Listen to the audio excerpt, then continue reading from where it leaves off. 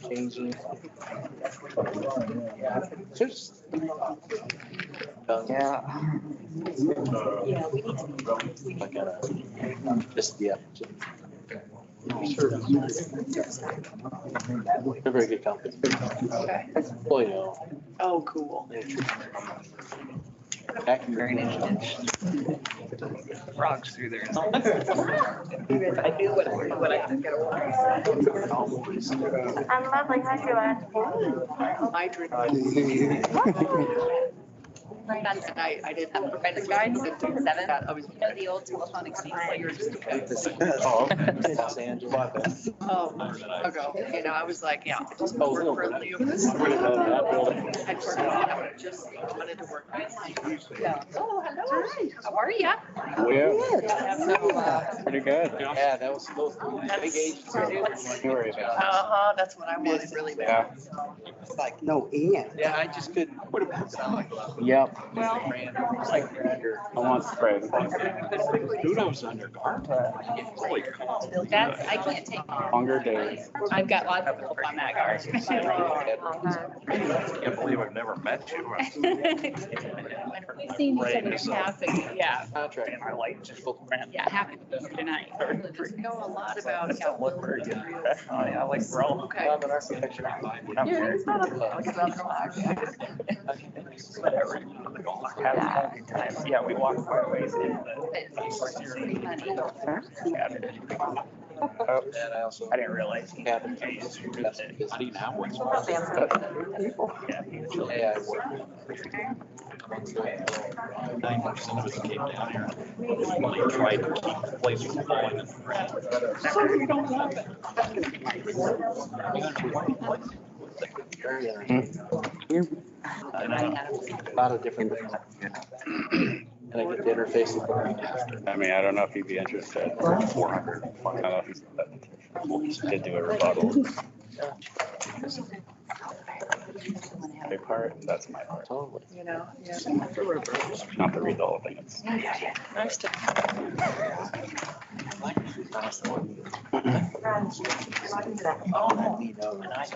I find it very interesting. When I'm like this, it's sort of like, okay, I heard it.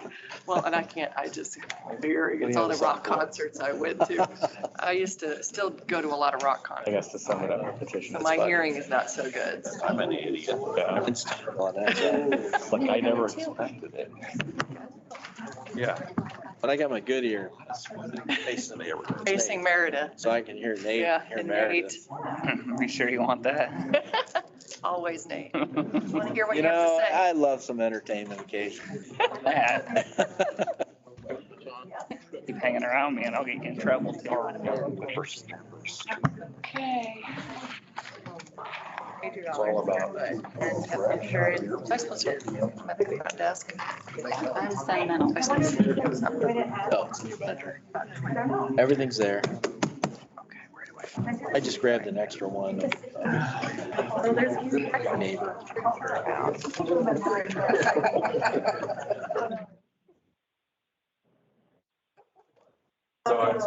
Kevin. Yeah, hearing them, but just trying to. Thank you all for bearing with us as we deal with these technical difficulties here. It's to happen a lot. I can't fix it. I was gonna say, you don't want me up there. Don't have a Brad tonight. Very, very Fifth Street focused. Yeah. There's just no way. Hoping to talk more about the trend. It's down on 15 minutes of fun already. I know, right? People just have to speak quicker, I guess. That route. It's your design, guys. Yes. In here, Good to go? at home. All righty, everyone, we are good to go. So we'll go ahead and call the meeting to order at 4:46. First, we approve the agenda. Are there any changes to the agenda tonight? Motion to change the agenda to add my action item to it. Approve. We'll take a second and then open that up for discussion. So motion, is it motion? Yeah, I'll put the motion on the floor. Okay, is there a second to add Nate's item that he emailed out to the committee? I second. Renee, second, okay. So for those, Nate emailed the committee last night, the information from, is it Des Moines Municipal Code? Yep. Regarding historic preservation ordinance. Yep. And he wants to bring it up as a talking point Yep. and add that to the agenda. Are there any questions regarding that? Yes. Point of clarification, is this an action item or a discussion item? Let's go with discussion item for now. Yep. So this would be a discussion item and it would be added after the discussion of the design guidelines. Any other discussion on this? Okay, we'll call for a vote. All in favor of adding this to the agenda, aye. Aye. Aye. Any opposed? Any abstentions? All right, the motion carries and will be added to the agenda.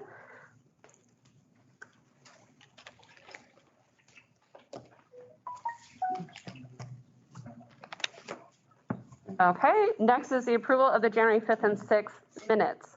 Is there anything that, any corrections need to be made to either one of these? If so, we can take them individually.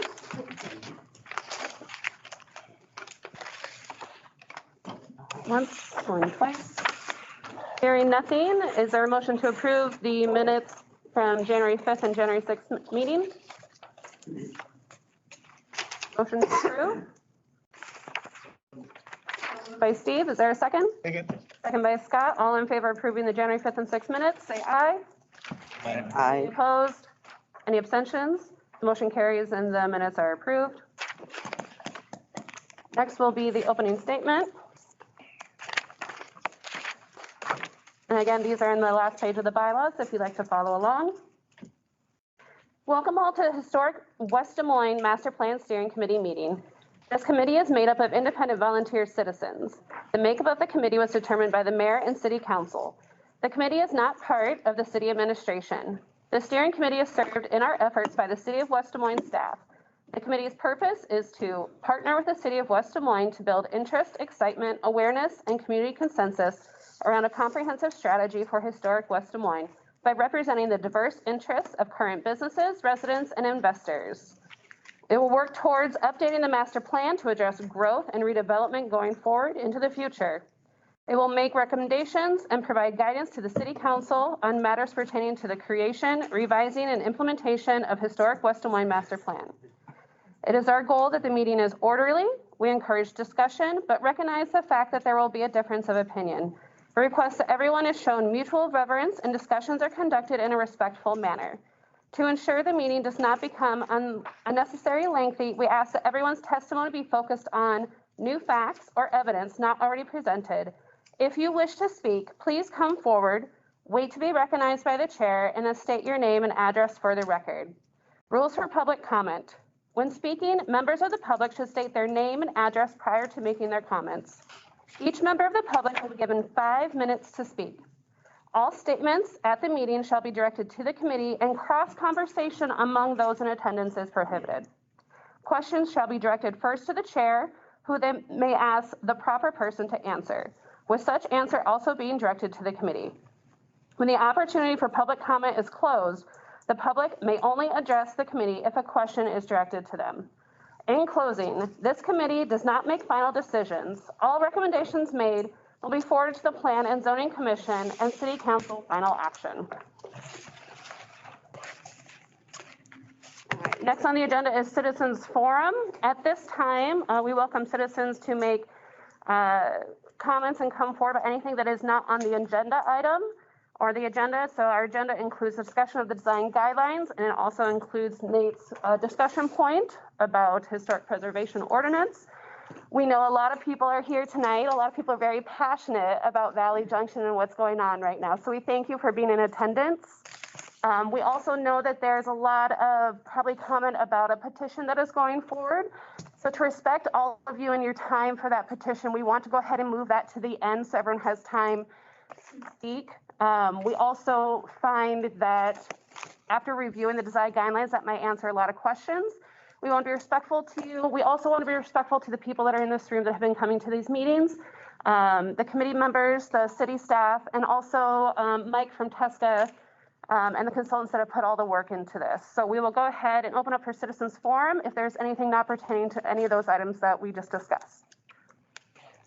I don't clearly understand what we're doing here. We're having part of it at the end and part of it now?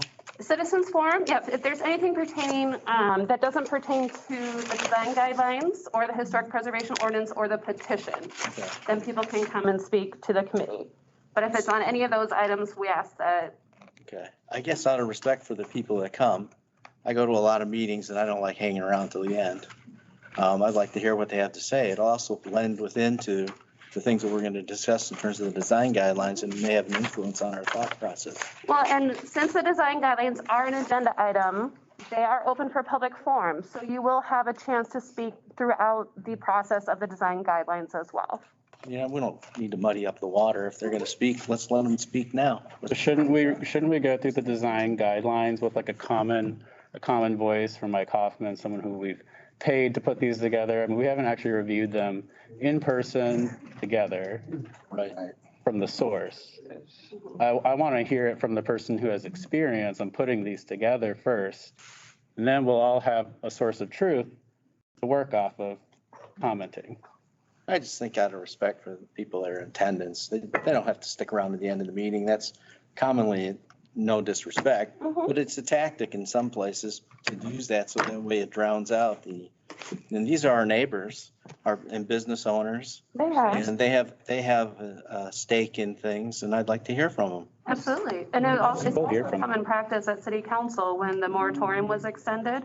They had all the comments related to the moratorium at the end of the meeting. So that way everyone could speak at the same time about that after hearing conversation about the moratorium. So we'll go ahead and proceed with the agenda. And then again, you will have opportunity to speak during public forum. Can we have a motion on it? Yeah, we can put it up to a vote. I'd like to make a motion that we hear from the public now. Okay. Is there a second to approve the motion? I'll second it. Second? Okay. All in favor of hearing about the petition, say aye. I, Any opposed? Aye. Aye. Aye. Okay, it looks like we need to count that here. I do a roll call vote or? Yep. Christina, you set up for a roll call vote? Sure. Thank you. So we're gonna start with Steph. Steph? did she say me? Yes. But what's your, Yes is to have the. I would like to have it at the end because I think it's important to hear the design guidelines because I think that will answer a lot of people's questions. Okay. So Steph is no. No. Hold on, don't go too fast. Oh. Kevin is no. Kevin doesn't. Kevin doesn't vote. Fair enough. Otherwise, I'd vote yes. Okay, Mitchell, No. Vicky, I really want to hear what has to be said, but I also would like to, for it to be said as we're going through the agenda, so I vote no. and Catherine. I vote no. I'd like to hear what TESCA has for us first. Hey, Ralph, I'm going to vote yes. Vince. I'm going to vote. I need to hear this. I really do, so we can have somewhere to go from. I'm going to vote no. Nate, Yes. Meredith, No? Leo, Yes. Renee, Yes. Mark, Yes. and Steve. No. Renee does not vote. Then yes, the people online. Scott Hatfield. Where's Scott? I thought you, she said Scott. I'm like, where is he? I'm a no. I'm sorry, what? No. Thank you. And then online, we have Julie and Debbie. This is Julie Deb. votes no. Julie votes no. Debbie? This is what is called a false choice because we have the option of doing both. I think out of respect for the citizens, we need to know what they have to say. They can also wait and talk at the end of the discussion. The discussion and our comments will need to be informed by what the citizens have to say, in my opinion. So I think they should go first at the citizens forum at the beginning. That's a yes. That's right. Okay. Okay, 1, 2, 3, 4, 5, 6, 7, 8, 9 no's. 1, 2, 3, 4, 5, 6 yeses. All right, so the motion fails and we will go ahead with the design guidelines. But again, throughout this process, there will be public forum where you can stand up and make comments. And when you do so, please, there's a podium up at the front. You can stand in line in there and comment on things as they are addressed. When you do, please state your name and address for the record. Thank you very much. Okay, we'll turn it over to Mike. Awesome, thanks. Glad to have a crowd tonight. It's a good thing. I'm always excited when people are excited about issues.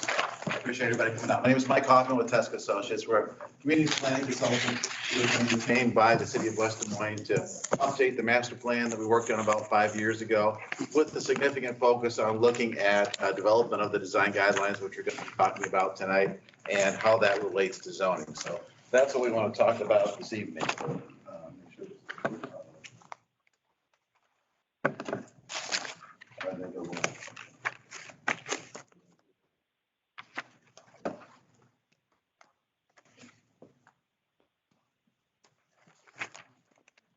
You know what?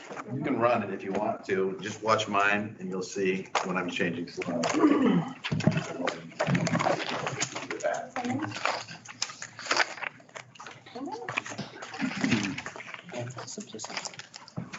Yeah, I can understand that.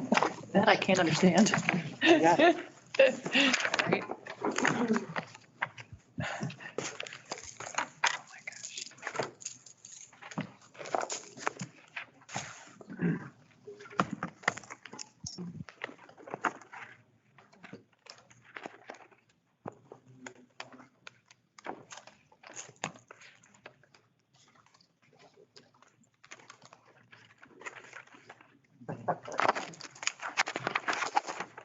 You guys all see this?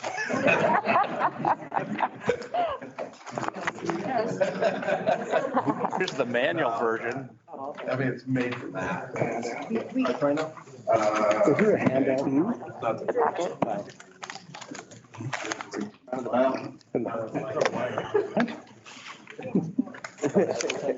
Oh, yeah.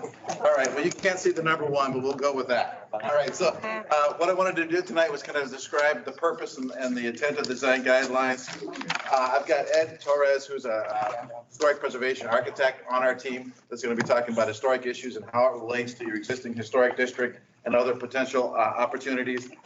Then we'll talk about the different districts that we've created and the components of that. Our main goal today is to get feedback from you guys, though, so I've got a fairly short presentation just to kind of get some of the highlights of what we're doing. There we go. This is just kind of the overall outline of the guidelines. First part just talks about how this is going to work and structured, and so I want to talk about those first. What we did do, this is not. I don't see it.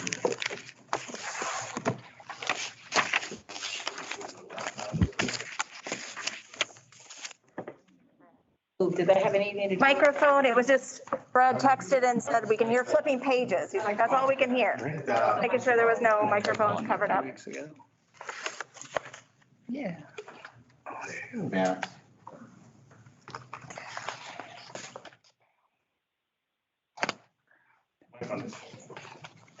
Yep. I'm gonna recopy it. Yeah. I don't remember how. No. It's been a couple weeks.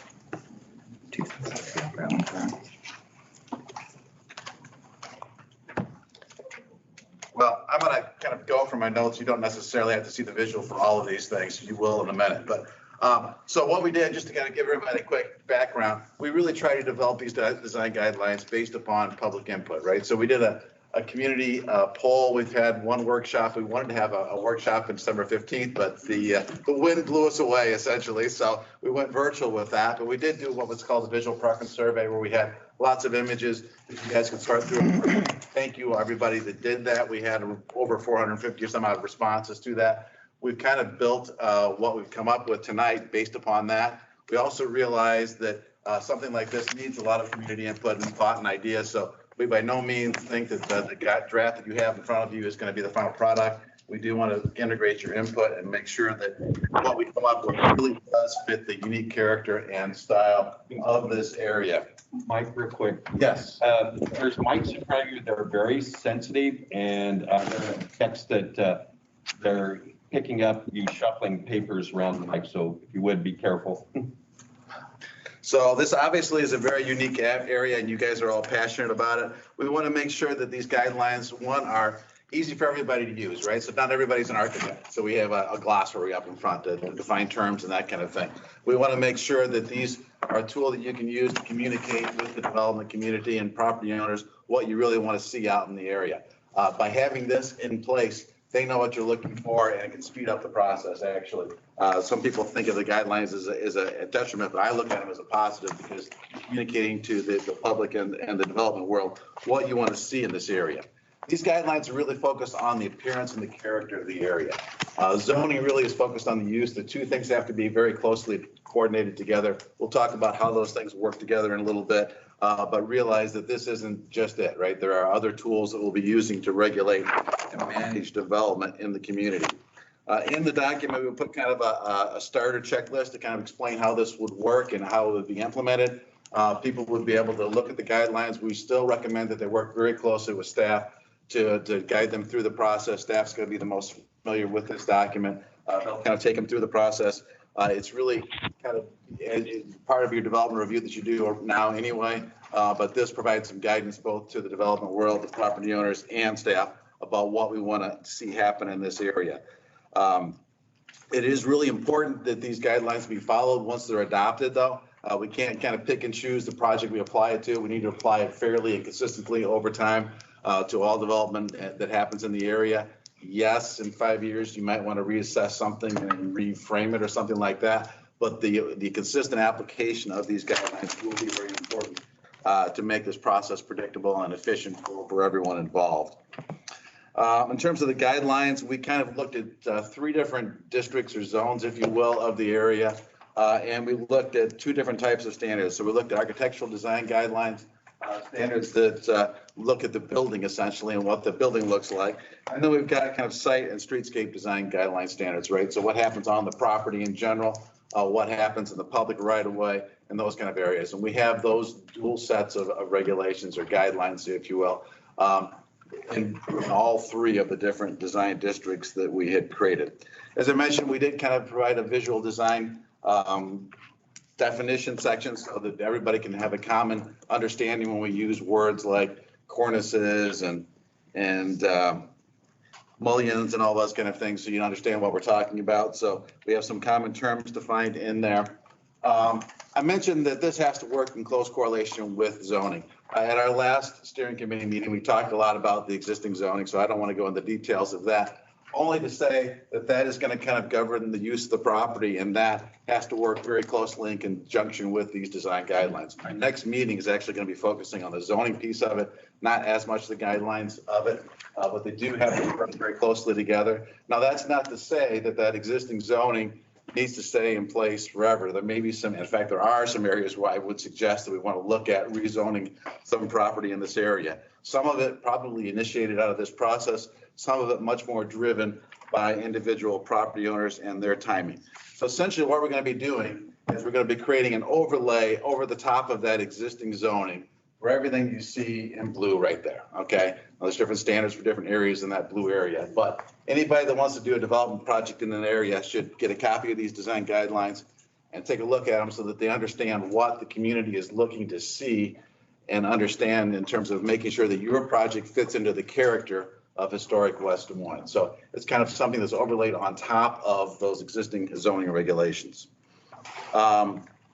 This is the map that kind of shows you the different areas that we defined for this area in terms of the guidelines, right? We've got what we call Valley Junction mixed use, which is essentially the properties you see on Fifth for the most part. It's the areas that are mostly zoned already as historic Valley Junction historic business district.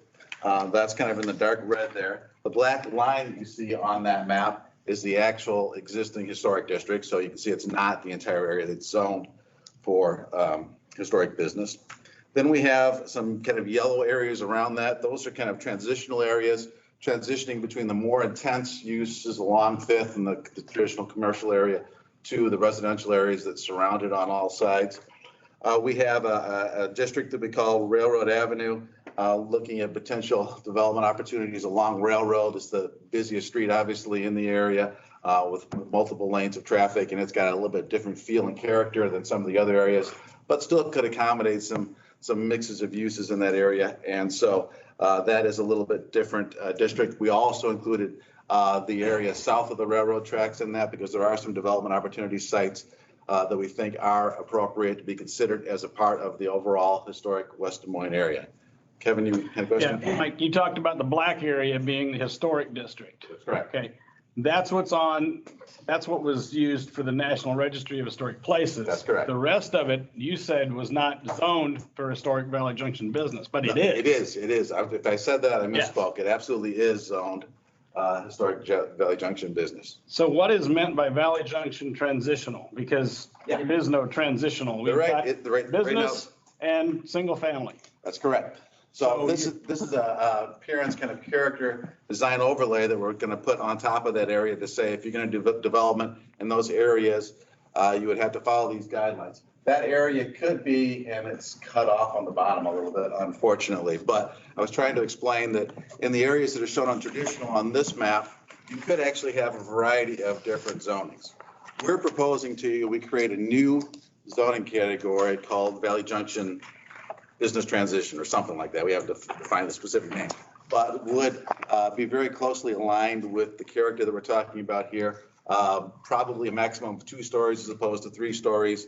Less intense retail uses and restaurants, but also keeping absolutely the residential character of the area as it exists today. So allowing some additional variety of uses perhaps, but keeping that residential feel and character that it has today is what we're talking about with that new district. You could also have some areas though that are shown as transitional that, I mean, some of those areas right now are zoned as residential medium density. Some of those areas right now are zoned as single family. They could potentially stay in those districts and still have that overlay on top of them. So you could have multiple zoning districts within the one overlaid transitional design guideline district. So you're recommending taking single family housing and making 2-story buildings out of it? Now, actually, it's interesting. When you look at the height requirements in your code, right now in the Valley Junction single family district, you can go as high as 40 feet. You can only go 36 feet in the historic business district. It's strange, but that's how it's structured. But we can change that. We absolutely could change that. The other direction. Yeah, we could. Absolutely. I'm saying, Or why go taller? in the transitional areas, we wouldn't want anything taller than 2 stories is what I'm saying. All right. You say we're getting into that map more at the next meeting? In terms of the relationship to zoning, yes, but if there's areas that we are showing as transitional or railroad or whatever that you think should not be drawn the way they are, yes, we can talk about that in terms of the design and character issues. Absolutely. That's valued.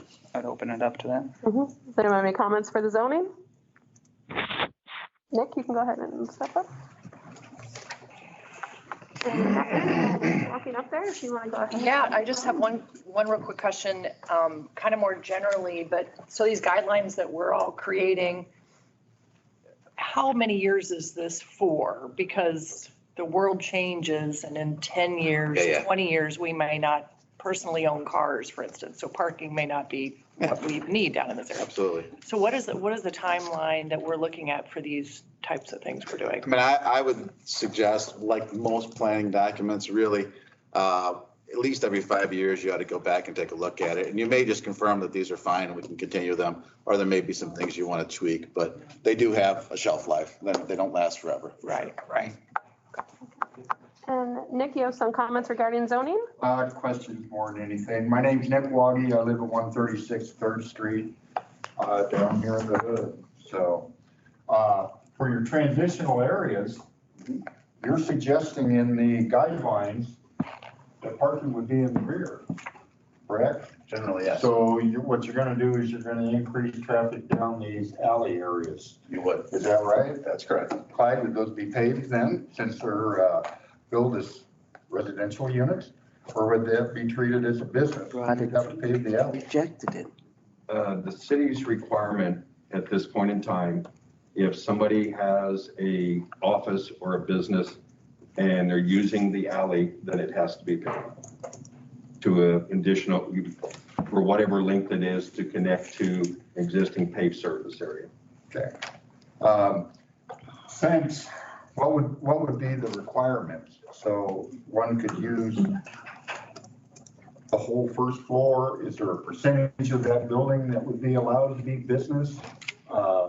So what are you envisioning there? we're writing the standards right now, so it's not written, but my vision at the moment would be to use potentially 100% of the building for business purposes, or 100% residential or a combination thereof. It wasn't going to have only 50%. It's not like a home occupation, right? It's the use of the building. The thought was we would allow the entire building to be used for commercial or residential or combination. So if these are commercial or residentials, then, or if someone builds a two-story building in an area like that, what about buffers, setbacks, that kind of thing to the people who would be facing 3rd Street or 7th Street? There'll have to be buffers and transition if it's a more intense type of building. I mean, right now you can build a 2-story single-family home in those areas, right? So potentially, the idea is to keep the character what it is now, right? In terms of the intensity of uses, it's not to build large 2-story buildings in the transitional areas to keep that single-family character. The side lot easements and requirements? Yes. Setbacks? Yes. Okay. And what zoning would you envision for this then? Would that be? That's what I was saying. Supposed to be another hybrid feel Yeah. or? So- Can you just narrow it down a little bit? Sure, absolutely. It honestly could be a couple of different zoning districts, but we are going to be writing a new district called Business Transitional, which is really going to kind of mirror and match the flavor and the character that we're creating in the design guidelines. So ultimately, those areas could be rezoned to that. The only block that I'm proposing that we actively pursue modifying is that 500 block of 5th, which is predominantly single family right now. Now it does have some commercial, obviously up on Vine, but most of that is residential. Right now, it's all zoned historic business, which would allow more intense development than I've heard from the community, at least my perceptions from the community. You don't really want that intensity going that far up on 5th. So I would suggest rezoning that piece right now. The other areas that we're showing as transitional, east and west along 4th and 6th, and a little bit out along Maple there, those might be rezoned over time as property owners wanted to do that, or they could keep their zoning. What I'm thinking right now. Mike, if the residents don't want anything different than they've got in the 500 block, why not put it back to residential? Absolutely, you could. Yeah. But you're recommending putting it transitional. I'm proposing transitional because it's been zoned and allowed to be commercial for years. So my thought was, let's allow it to be less intense commercial development, but still allow some commercial development. If everyone as a group wants to keep it residential, then maybe we should rezone it to single family. My thought was to allow some variety of use in that area while not being as intense as it is farther to the south. Question, please. As we're looking at the transitional, I'm just trying to put the blocks together. Sure. Going east, is that 3rd Street, 4th, what street are we looking at? Sure, right, so this is 4th right here. So it'd be the frontage on 4th, back to the alley there, and this is 6th, so it'd be back to the alley on past 6th. Okay, so it's the frontage on 4th. Right. Can you tell me what is there currently? If it's on like, are we talking about the northwest side of the street? Of course. Predominantly single-family homes along there. You do have a church up there and a portion of it, but it's mostly single-family homes. You got There's an apartment building. Yeah. On both sides of Maple on the east side. That's not, okay. So that's not the parking lot by the community building? No. No. A suggestion for the committee and really anybody else, take this map and go drive the area. And that's probably the best way to get a good feel for what we're showing. I have. And the map is by no means final tonight, right? So See something else you want to change next week or something, we can absolutely do that. Well, I think it's just a good idea to make note. Now, I can tell you, you can't see that. So I'm asking the streets because I'm not recognizing the streets without looking on what we have, and it's still somewhat small. But anyway. No, I understand.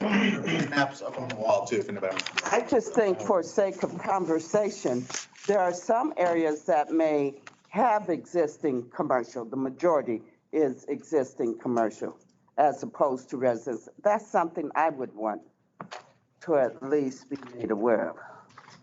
And so that's why you don't have to do it. Just tell me what streets we're looking at in the site, and I can vision it, and I have driven it several times. Thanks. My name is Claire Byers. I'm not only a resident of Valley Junction, I live on Locust and 14th. I also am a business owner. I own Big Acai, 7 Fifth Avenue. I have more of a question, a clarifying question. Is the intent, and I'm sorry if I hope I'm not making you repeat conversation. Okay. Is the intent of creating the separate zonings so that you can in fact control and limit future development?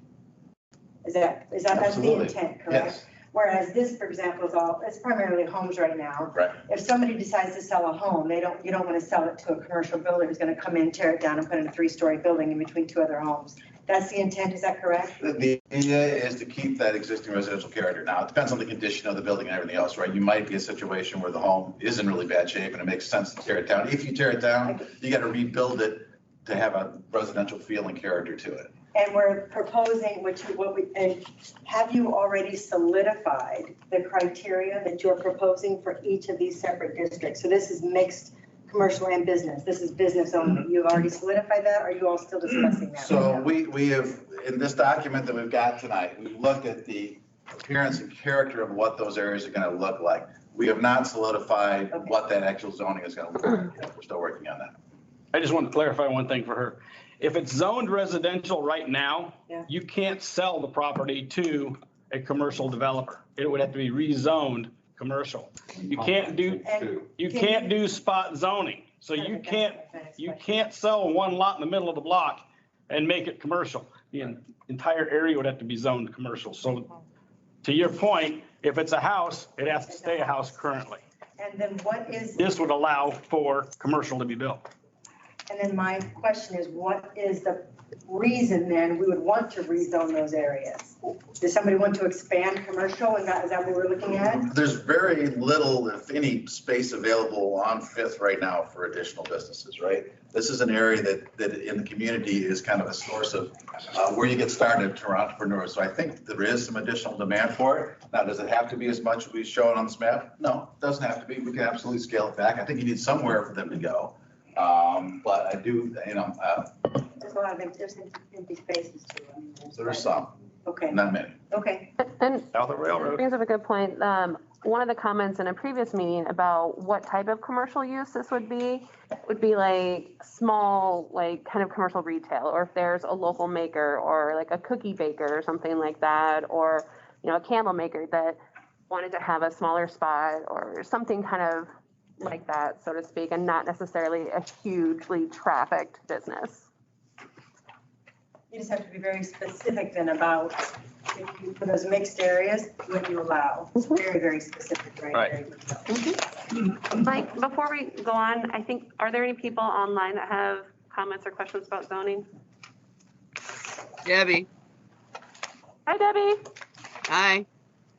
I have a question that I tried to ask last week. It's a little hard with the remote thing. I wish I could be there in person.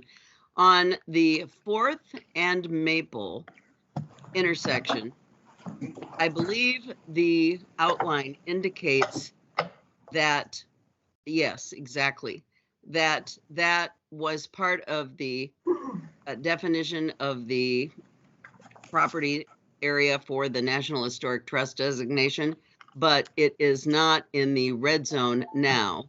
Is there a reason for that, even though it has commercial buildings on it? Honestly, we could have just missed that line. If it's zoned historic business right now, it should be red. So that might just be a map error. Well, it's not necessarily if it's on the registry as a primary building, but I just want to clarify this because that's one of the properties that I own and I was a little confused by it. It's actually, I just checked the map. It is zoned historic business, so that really should be red. We'll change that to red. Thank you very much. That's what I was getting to. Yeah. Okay. Any other comments? Okay. One couple more questions. So the transition areas, is there, if someone buys a lot, could they bank lots and build, say, 150-foot one building? No. Back in there? No, that would be against the intent of the guidelines. The intent of the guidelines is to continue the single family area with smaller structures, right? So there'd be a maximum, I don't know if it's 2,000 square feet or something, but there'd be a maximum building size in that area that would prevent you from building a really long. So someone couldn't come in here and get 3 lots in a row and put up continuous row homes. Mike, if you could maybe pull up the design guidelines to show that section on transitional, I think that would answer a lot of Nick's questions. And mine as well. I've looked in there, and yet in the transitional areas, he's showing row homes that would definitely spread out past the 50-foot lot line. So because you're wanting to keep building back to. I want to keep the character of what's there right now, right? And the original lot size. Could you put 2 units, kind of like a duplex or 2 units? Yeah, I think you If could. it fits in the 50-foot Right, lot. right. Right, okay. You wouldn't want 8 of them in a row. Absolutely No, not. That would no, change the thank character. All right, I'm gonna, here's a little bit. Oh, I got it up next. All right, I'm hoping that Ed is still on the line. Can you see if he is? All right, if he is, take it over. So Ed is an architect. He's with Bauer Latosa Studio. He's a partner in this effort. He's going to talk about the historic context of this, how it relates to your existing district and other things you might want to think about in the future. Oh, you got Brad up on the screen. Hi, Brad. Ed Torres is muted. Yeah, he's actually at another event. He may not be on screen. It may just be the ET, but if you can unmute him. They can vote on it, right? Yeah. Unmuted him. Hello, can you hear me? Yes. Go ahead, Okay, Ed. I have about 13% left on my computer, but I have my phone as a backup that I have 2 connections here in case my computer goes out. Okay, can you go? Yes. So next slide. Next slide. Okay. As you all know, you mentioned it earlier. You have a district. It's on the National Register with 53 properties that were identified as significant according to the National Register. This is a document that I read. I spent a lot of time reading, learning about each individual properties that were contributing and even the properties that were not contributing to this report. I don't want anybody to think that these national registers can have amendments. So in some time, things can be adjusted as if somebody does the research and you want to submit it back to the National Park Service. But right now, what we have as a snapshot are these 53 contributing properties to the district, and this is on the National Register. So it's an official document that is recognized by the federal government. Let's move to the next slide.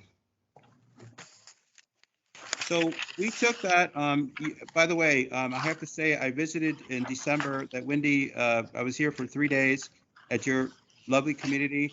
And just like Tesca, Mike, and Aaron, they told me I was going to fall in love with your community, and I did.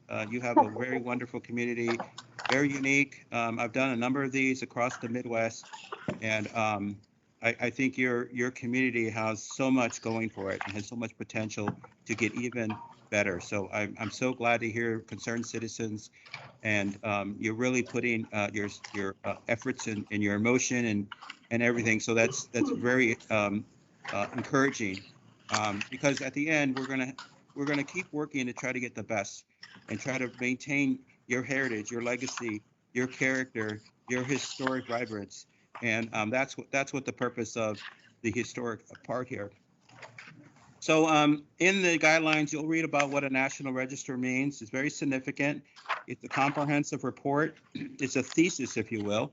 Want you to think that's a strong document that you have already. I mean, a lot of communities don't have something like this to work from. So I'm glad that it was done. I'm glad that the effort was in here. There's some questions here, some frequently asked questions that you can read. I don't want to focus on too much because you can actually read this and perhaps we can have some questions. Next slide, please.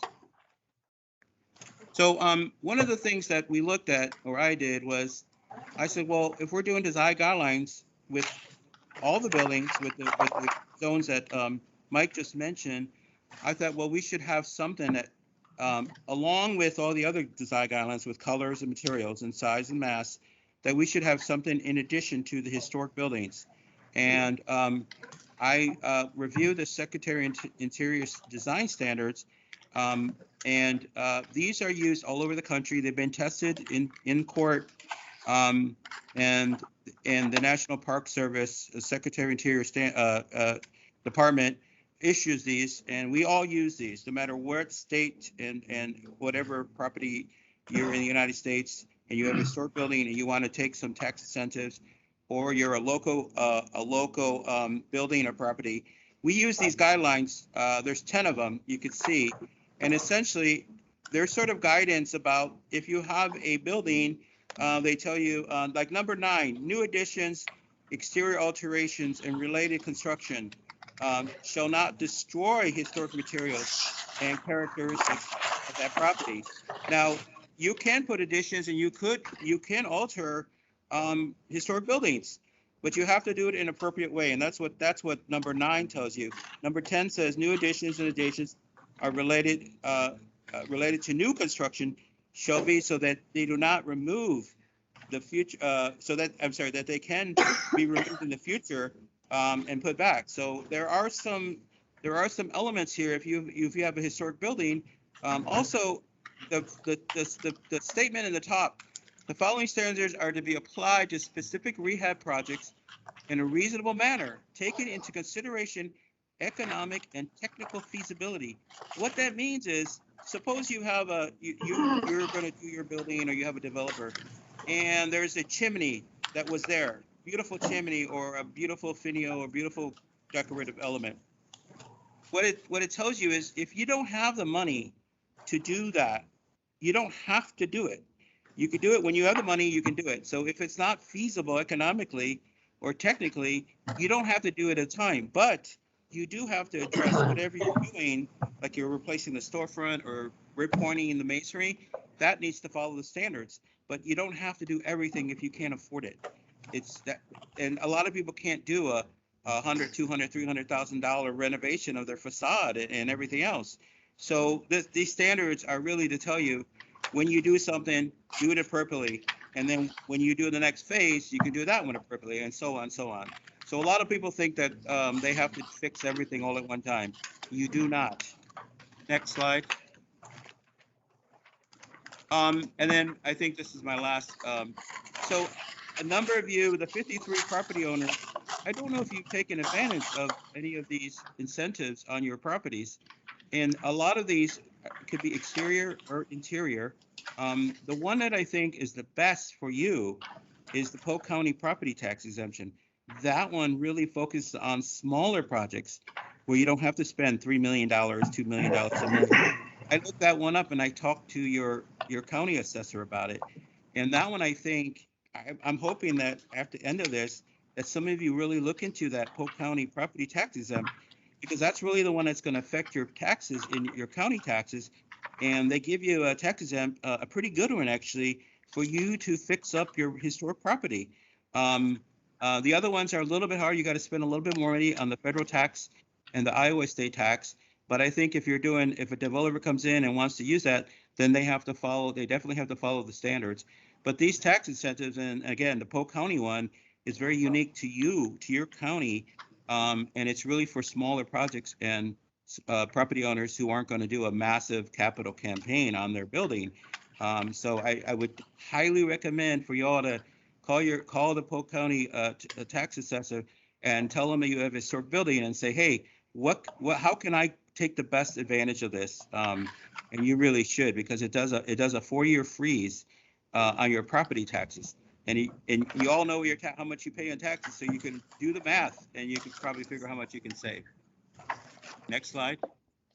Okay, that's it with the historic preservation. Actually, Ed, you hear me? Yeah, I hear you. Since the question came up about local districts, can you describe a little bit the difference between a national district and a local district? And maybe just really briefly some of the pros and cons of that, because we are going to be talking about it later. And while I got you, I'd like to get your expertise. Okay. So the National Register is a federal designation, and there's a number of them. You can go on the National Park Service website and you'll see a number of them. There's thousands of them all over the country. That just designates an area or a standalone property that has significance, historic significance. Typically, it'll be tied into something. A little bit portion of that would be national, but it'll also have local heritage.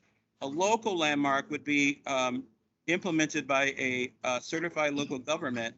It would be your city would come up with rules, and typically, like in Chicago and a bunch of other cities, what they do is they adapt what the federal government, what the National Park Service uses for criteria. They'll take that and maybe they add a couple more if your community is unique, and they use that criteria to determine is this significant locally, and then you have that designation as a local landmark. Now you could have properties that are on the National Register and could have a local designation. A lot of times, though, local designation is policed by the building department, because they usually say, well, you can't knock a building down because it's a local landmark, or you have to have sufficient evidence of why you need to lock it down, and it has to be voted by the commission of whatever historic landmarks you have, your local landmark commission. So typically, there's more protection if you have a local designation program on historic properties. And there are some properties that could be local designation that aren't necessary on the National Register. So it could go both ways. And then there's other designations also within the federal government and with the state. So you can have multiple, if it's a very significant structure that has state, local, county, federal significance, like something really happened there that affects all those entities, you could have a property that could have 3, 4, 5 designations that have all different levels and tiers. Thanks, Ed. I appreciate it. Nate, the thing you sent around was really kind of focused on a local district. It's another step beyond where you are today. If you guys want to pursue that, you absolutely can do that. We're not discouraging it in any way. It's just that would be an additional level above what we have right now. So I think your town, I think your city, I think it warrants to have a local designation. You have so much character and property that maybe not have made it to the 53 properties, but I'm hoping that I'm putting the city in the spot here, but I'm hoping that I think they're going to look into that and see, could that be another level of not just protection, but could that be another level of incentives of rebates, facade rebates, or other programs that I've seen other towns have done to encourage restoration of business, of not just commercial but also residential homes. They extend to those. I have my phone on. So, yeah, we hear you. Keep going. Okay. We have a duck on the loose. Anyway, that's all I have. I'm playing for a benefit tonight. I'm a musician and I'm here at the club, but I want to just get all that in before I have to leave. Thank you, Ed. We appreciate those comments. All right, so continuing with the guidelines, what we did was we defined 3 different districts. I've kind of introduced those a little bit already for you. But the first one is mixed use commercial. And again, that is really the historic Valley Junction Business District. The higher buildings, typically 1, 2, or 3 stories necessarily. Mixed use, predominantly commercial, I would say, but certainly opportunities for residential on 2nd stories in that area. And that's kind of our most intense area and the area that we focus a lot of effort on. Typology 2 is this transitional district we've been talking a lot about in terms of what would happen in those areas and that idea. And obviously the clear thing I want to communicate with you is the intent there is to keep the residential character of that area while allowing some additional uses in that area and keeping the design and character. I mean, that's why you see that building there, right? With that kind of, those design elements are what we want to carry forward in that transitional district. And then the Railroad Avenue district, and again, could be mixed use. With the higher traffic volumes that are on that street, we would have to acquire probably several lots deep to be able to achieve some of those things. But it does have similar mixed use. The big difference to me in terms of the Railroad District is in the Valley Junction Business District, the city already has a lot of on-street parking and off-street parking lots. So individual businesses don't have to provide their own parking, right? On Railroad, I think you'd have to provide your own parking because we don't have those municipal lots. They would have to be handled and accommodated for each type of development. So really the site issues are going to be different in the Railroad Avenue District than they are in the mixed use district. Hey, Mike, So- can you hear me by chance? I can. All right, I'm kind of trying to run things from the land of Oz here, but it looks like Debbie had a question. She raised her hand. So I'll go ahead and I'll try to unmute Debbie and let her, I think it was over the last comments that Ed gave. Debbie, are you there? Thank you very much. I'm have a question about typology 1, the business district. Sure. In looking at the guidelines, and I don't know if you can put that slide back up, but I noticed that it specified a mix of traditional and eclectic 2 to 3 story mixed use buildings. I looked back at the historic trust application and the detail with that, and that had said 1 to 2 story buildings, and that was in 2017, and it got posted in 2018. And there was just 1 3-story building, and I believe that was mine. I want to point out, by the way, that in your wonderful discussion of stepping of the masses of buildings, the original design of the Lyric building on Maple was stepped. It started out with 3 stories, then it went to 2 stories, then it went to 1 story. But I'm curious as to what caused, if we're talking about what we have and what we love, why does this say 2 to 3 story as opposed to 1 to 2 plus story? Good question. Well, one, the existing zoning allows for 3-story, so that's part of it. And I would tell you that in most commercial districts, I think you do see a mix of 2 to 3 stories. And so we thought 3 was reasonable. If you, as a community, feel it's unreasonable, tell us and we'll work with that. But we thought that, and the third thing I would say, Debbie, is economics. Honestly, where our office is in the Straggleland area, most developers tell us they can't make it work without 4 stories. Now here, obviously, you've got projects that are going 3 stories and work. So economically, that 3 stories work. When you drop it to 2, make the economics work on particularly these renovation projects gets to be a challenge. So, with that said. Renovation or new construction? Because renovation, you're gonna renovate what you've got. Right. Which is 2-story or 1. Correct. So you're talking redevelopment or new construction? Yes, that's correct. Want to make sure we're clear. So, I mean, that's where it came from. If you decide we want to scale it back to 2, we can talk about that. This committee's up, you can debate that, correct? Absolutely. What do you want to do? Okay. Yeah, so in terms of presentation, that was the main part of the presentation. I just wanted to have an open discussion on these different areas. So let's take and start with the mixed use district and talk about the standards that are in the document. You can talk about any page you want to in there. We're really looking for feedback on this document. Obviously, we want to make it cooler, right? I mean, ideally, we might get everybody on the steering committee to sign in support of this document. That's really what I would love to be able to get to if that's possible. So we need your input, we need your comments, we need your thoughts. Yours. But you kind of brought it up. We have some limitations on here in terms of how many units.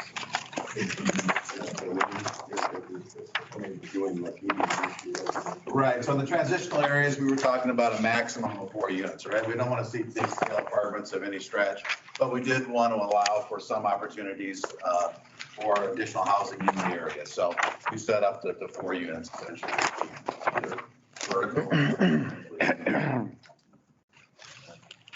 I'm sorry, Mike, can you repeat that? Somebody was folding over the microphone there a little bit.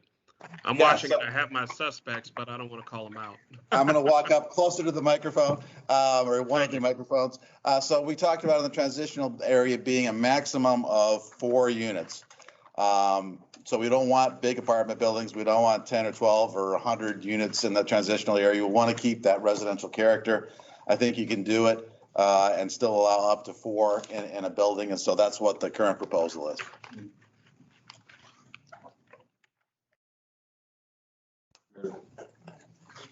Oh, sorry, Lynette? I think you're talking, I think I'm too soon. You're talking about the mix, not the, like the 4th. I was talking about mixed use right now, yes. Sorry. Let's focus on mixed use, then we'll go to the transitional after that.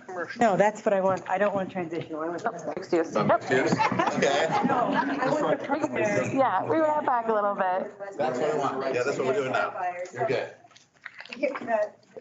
When I look through the document, I haven't read through it near the level that all of you have, but when I look through the document, I do see a lot of design elements. This is a design guideline, so it's a lot of the physical attributes of the building, right? I've been in Valley Junction for years. You know, my first home was down here in 1989, 1990 was when I bought that, and I've been a business owner, a homeowner down here for years, and I've seen Valley Junction ebb and flow. And so it's not just a matter of the physical attributes of the buildings that bring people in or don't bring people in, but it's what's inside the building as well. It's a mix of those two things, right? Because there are times when it's been dry down here, not a lot going on down here, and the buildings don't change. So that means what's in the building changes. There's another dynamic at play that I don't know if you all have the ability to think about it or to build something into it. But one of the things, I'll use a very recent example. Mr. Cutler owns the building that I'm in now. He is my new landlord. Prior to him buying the building that I am in, we were talking about my business as well as some expansion that we have ideas for going into the new building that he's building where the Italian restaurant was, behind Nan's Nummies, right there. $7,000 a month is what the rent was going to cost them.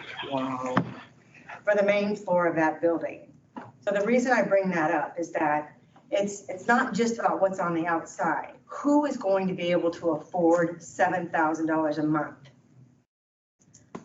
A lot of what brings people to our district and the charm, you know, what makes us not sterile, that you all are fighting for here as far as personality, is not just the physical elements on the outside of the building, but it's what's inside it. And when you build buildings like that, and whether it be 3-story, 4-story, whatever it is, and you price yourself at $22 a square foot, $25 a square foot, there's one business profile that can go in there. And by default, that discriminates against everybody else. And that's something I want you to think about. And if you can find a way to manage that along with your material elements, your physical elements of your buildings, I think a lot of these people over here might be right there with you. Yes. Absolutely. Yes. Yes. Thank you, Lynette. Okay. Any other comments about design guidelines as we're going through here? In the mixed use. Mixed use? Height requirements. I think 36 feet is too much. I know it's currently zoned that way. I wouldn't be opposed to 2 stories, maybe with a 6-foot buffer above to hide mechanical. You're talking like a 30-foot building. Well, and that's how a lot of the buildings are built. They've got currently, that's how they're currently built. Stuff. So it gives us the appearance of being higher. And especially with what Debbie said, that, you know, there is, in the original Valley Junction Business District, there was one 3-story building.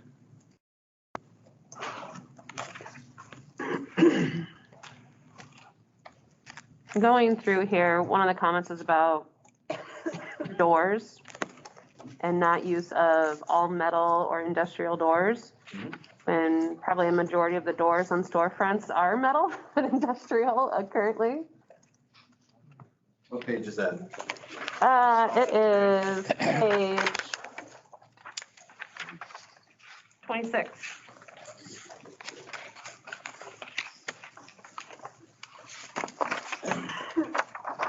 Sorry, I was looking at the PDF, it's off.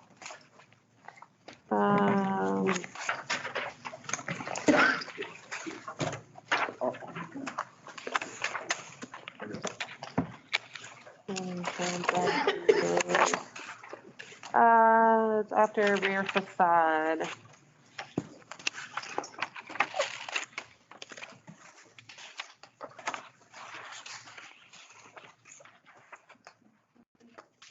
Yeah, no, I see it. On page 26. Okay, good. Got it.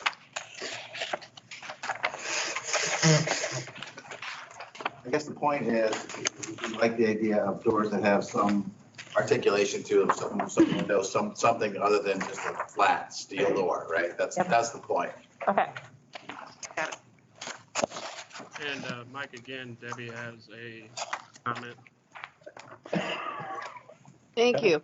I just want to clarify, on these design guidelines, we're talking about renovation or new construction, correct? Not forcing everyone to retrospectively move to these guidelines. Is that correct? That's absolutely correct, Debbie. And one thing that I tried to implement when I renovated the facade of the theatrical shop is to look at the SHPA guidelines, because my goal was to never cross a road that I would regret crossing, so that I was going to stay in line with those guidelines, which is why I chose to use wood for the doors and the frames of the section that we did. So I just wanted to clarify that this would not be a mandate to have everybody get rid of anything that did not fit this design. Is that correct? That's correct. Okay, thank you. So Mike, just to be clear, is there a way that we can better clear up that verbiage so that there's no confusion when someone reads in the future? Yes. Thank you. I'm not gonna try to wordsmith it right now, but yes, we'll clear that up. I did like on page 22, the emphasis on the rear facades and adding architectural elements to the rear side of the building. I thought that was a great addition.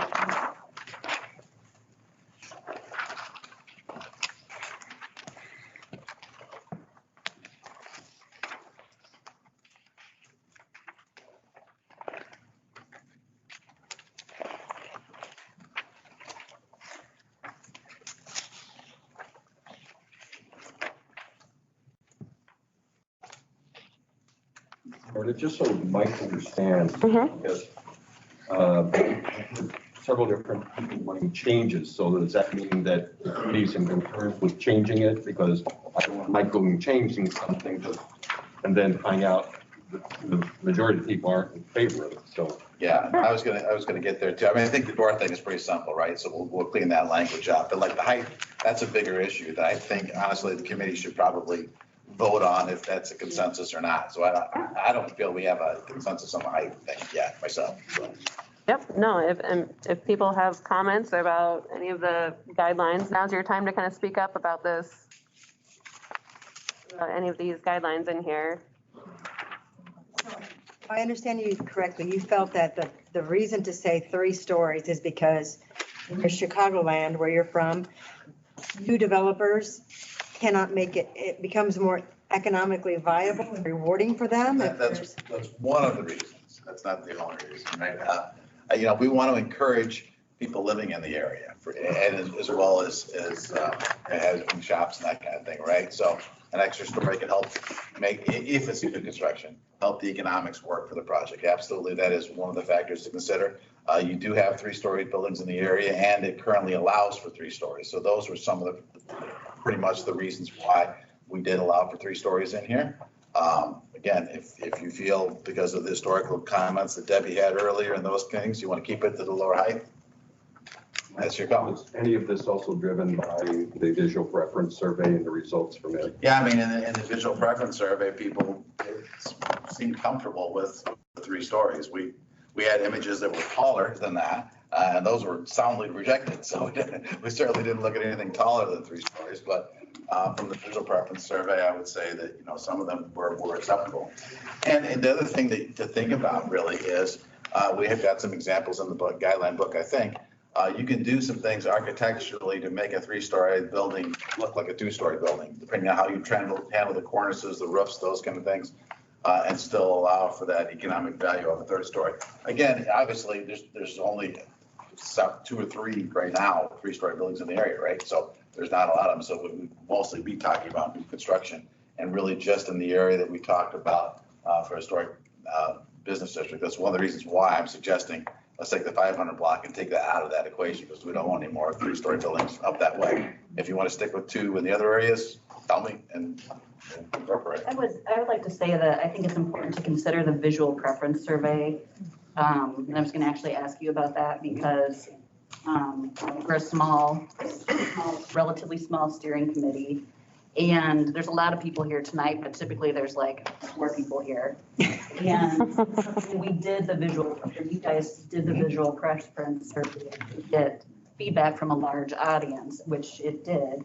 I think that's important to consider versus, factor that in, those responses. Absolutely, it's a factor. I'll echo that as well. I mean, we had 600 folks, part of that design insight visual preference survey, and 420 workshop participants, 478 survey, 20 hours of discussion. I mean, we've been talking about this a lot, so I really, I think we kind of defer greatly. I don't know how you weigh these things scientifically, but to what the broad audience is wanting. I think Steve had a comment, and then we have a couple people waiting in line to speak as well. Oh, you go ahead.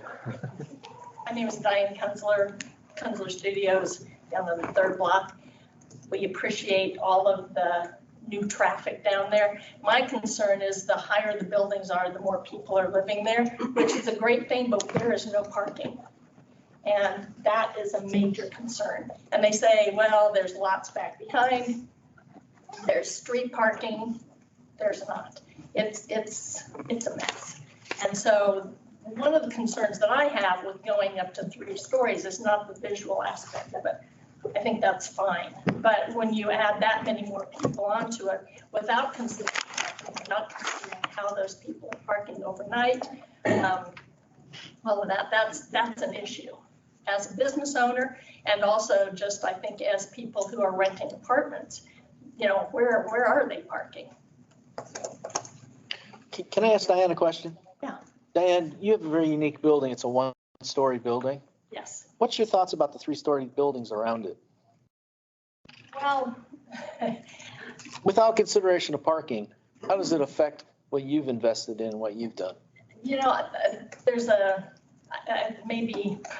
this may be speaking a little out of turn, but we had specific guidelines that we were required to follow, including how big the board was at the bottom of the building. And then other people come in and can tear down and build 3 stories up. And so, I'm a little, it's been a little bit of a source of contention, just that some people get to do one thing and other people are held to a different standard. Like I said, it's nice to have people on the 3rd block, and I don't want to take away from that. But it would be nice to have maybe a few more considerations to the previous buildings. Existing buildings that are there, a balance, yeah. And how those tall buildings would affect, even the roof line, we've talked about that. If it's going to do any to those lower buildings and you've got these tall ones, everything's going to fall on the small buildings structurally, something like that. The step down requirements on. Thank you, Diane. Thank you. Appreciate it. Down on 300 The block. question on step downs. Beautiful little kids. I think just So- trash because it's So stupid ass trees. currently, there's a maximum of a 1-story step up or down between structures. So if there was a 1-story structure adjacent to it, could be only a maximum of 2 stories. Going forward. Yeah, page 1A20, basically, right? You got a single story. Or couldn't be going any higher than 2 stories, right? That's essentially what it says. Is that the zoning now? No, That's not what the zoning is. That's what we have in this proposed guide. Okay. Might you also have something in there about if there was residential in the mixed use district? So I was gonna try to address that parking issue, yes. If the height issue is just because of the parking demand, I think we can address that through parking standards, right? On some of the codes that I've worked on, if it's residential, we do require them to have some parking. And I think that's something that we consider doing maybe in this area. So if it's just the parking issue, if it's a height and scale, then that's a different story, right? But if it's just the parking issue, I think there's other ways through zoning we can address that parking issue. So if it's a mixed-use building, you can recommend that they have to supply parking that's not public parking to their. For the residents, absolutely. Sure. No, I'm not trying to say that it's on a, so for example, somebody's going to build a new 3-story building. First level is retail, 2 levels are residential. Their designated parking is not on Fifth Street, 10 spots in front of the building. They've got to provide something separate that maybe currently isn't there for their residents to be able to park. Yes. That would be That's nice. exactly That's what I mean by That'd be that. nice. That's what I was talking about. Okay. And at a previous, this is a long time ago, but at a city council meeting, somebody had suggested that even if it's not enforced by the building owner or whatever, but it's in a lease agreement, so at least the people are signing an agreement.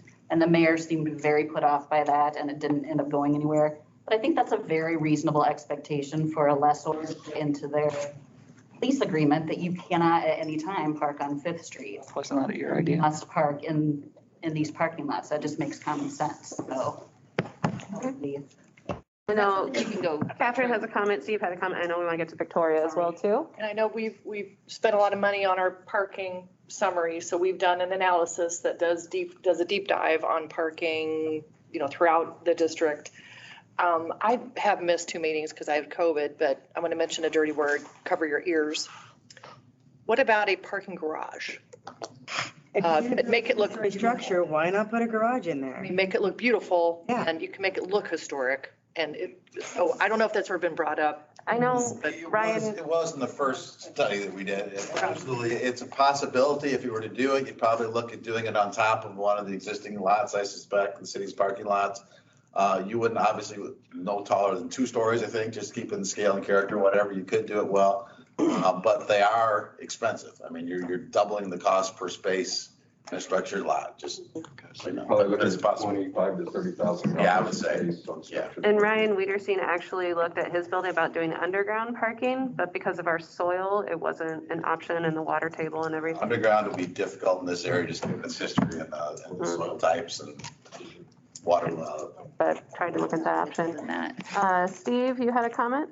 Yeah, a few things, and probably more will come to me. One is going back a little bit to the change from 1 to 2 or 1 to 3. When we're talking mixed use, it's really difficult to have a 1-story mixed use building unless you're going to either have residential on the ground floor in the front or have residential in, say, the rear 50%. So 1-story building, it's hard to make it anything but either commercial or residential. Currently we have, well, I would say historically this has been changing. So, Debbie's building was a 3-story building. The Sonic's building was a 3-story building, top floor burnt off. So we did have 2 3-story buildings. But we're back down to 1 historic one, 2 newer ones and a third one being built. So, that number is fluid. That does keep changing, so. Regarding the parking, not to get off on all parking, but one thing we can do is we can have the developer provide a parking space. That doesn't necessarily mean right in front of the building. When we do residential development, we have a parkland dedication that we have to make a certain percentage of the land, and it isn't necessarily that site. It could be another site somewhere else. And so if somebody wanted to contribute, they had 15, or let's say they had 10 units and they needed 10 spaces, they would have to provide a fee equivalent to the cost of producing 10 spaces somewhere within the area. So then they take responsibility for that initially at that investment, and it would create an element of fairness to the people who have been kind of dumped on in the past. Like Some of the restaurants here that have been kind of, their ability to expand has been squelched because they didn't have parking and things like that available to them.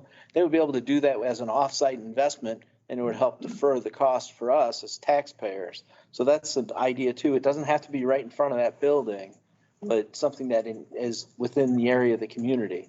Thank you. Absolutely. But if they do that, Ralph,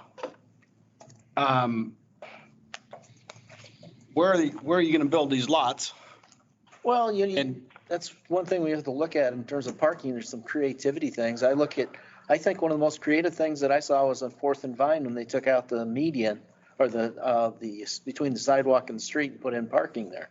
That worked out really great. So there's a creative use of an area that we hadn't used in the past. But what I would do is I would, pass the buck to the city and say, show us some creative solutions. We've got an engineering department that certainly it's exposed to that at their warm vacation seminars. So better way of saying it. There might be some creative solutions to the parking. Well, short of a parking garage, which I don't think has a whole lot of interest around here, I don't know where you're going to do that, because let's just say that we've got an empty lot, but it's 3 blocks away. They're not going to park in that lot, even though the developer paid to build 10 or 15 or 20 or maybe the entire lot. His tenants aren't going to park down there. They're going to park on the street because it's legal. So that's the issue you run into as well. We've got that now. They can park in the city lots. They're just choosing not to because they don't want to walk 2 blocks. Let me get to Victoria here, but she's been standing there for a while. I want to get to her before we go any further. Yeah. My name is Victoria Vaya, and I'm the one with the petition. So I don't know if you've seen it online or seen it going around just the last couple of days, but I know it's not my turn yet for a lot of this other stuff. But what I did want to say is that one of the first thing on the petition that it says is we do not want any more 3-story buildings on 5th Street. So I thought this would be a good time to say that because as I went around and talked to all the merchants, and I have 32 merchant signatures, that was one of the things that we talked about. And we want to preserve the area so that we maintain the look and the feel of what we already have. And of course, this is the one that is 3-story that everybody's concerned about. And as I'm sitting here listening, I hear historic guidelines and heritage, preservation, restoration, rehabilitation, protecting the area. And of course, when it comes to parking, also this building comes up. And I think that the people who have been down here for a long time and are interested in preserving our history and the look of Valley Junction and the way that people shop and love the buildings down here the way they are, certainly do not want to see this kind of building. Even if there is a 3-story building in the area, it doesn't mean that we want more of these. And I also know that, when you talk about parking, in the master plan, it said that this particular building is going to need 39 new spaces for everyone they have in there. I think that's probably conservative.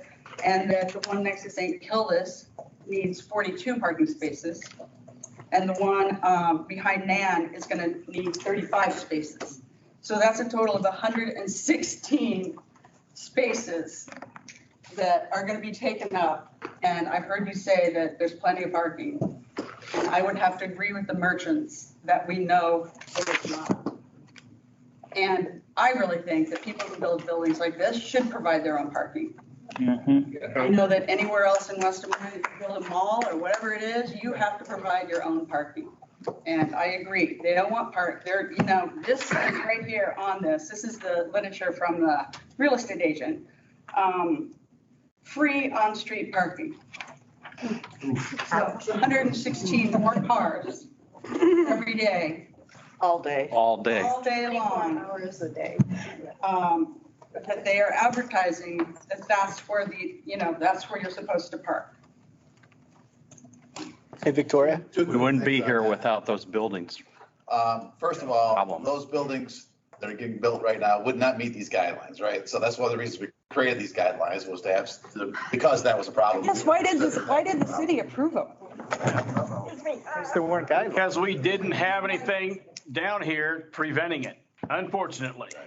So those We want to stop it. under these guidelines. The second point I wanted to make real quick is we ran those calculations of parking on the other things. Those were assuming applying the standards that you've got elsewhere in the community, right? That says essentially you got to provide all that parking on site for those uses. In a downtown environment like that, you really have to look at shared parking. So in my opinion, those numbers were way higher than we would actually anticipate the parking demand for those specific ways. I clearly disagree. That's 5. Even if you reduce it by 50%, it sounds terrible. It is.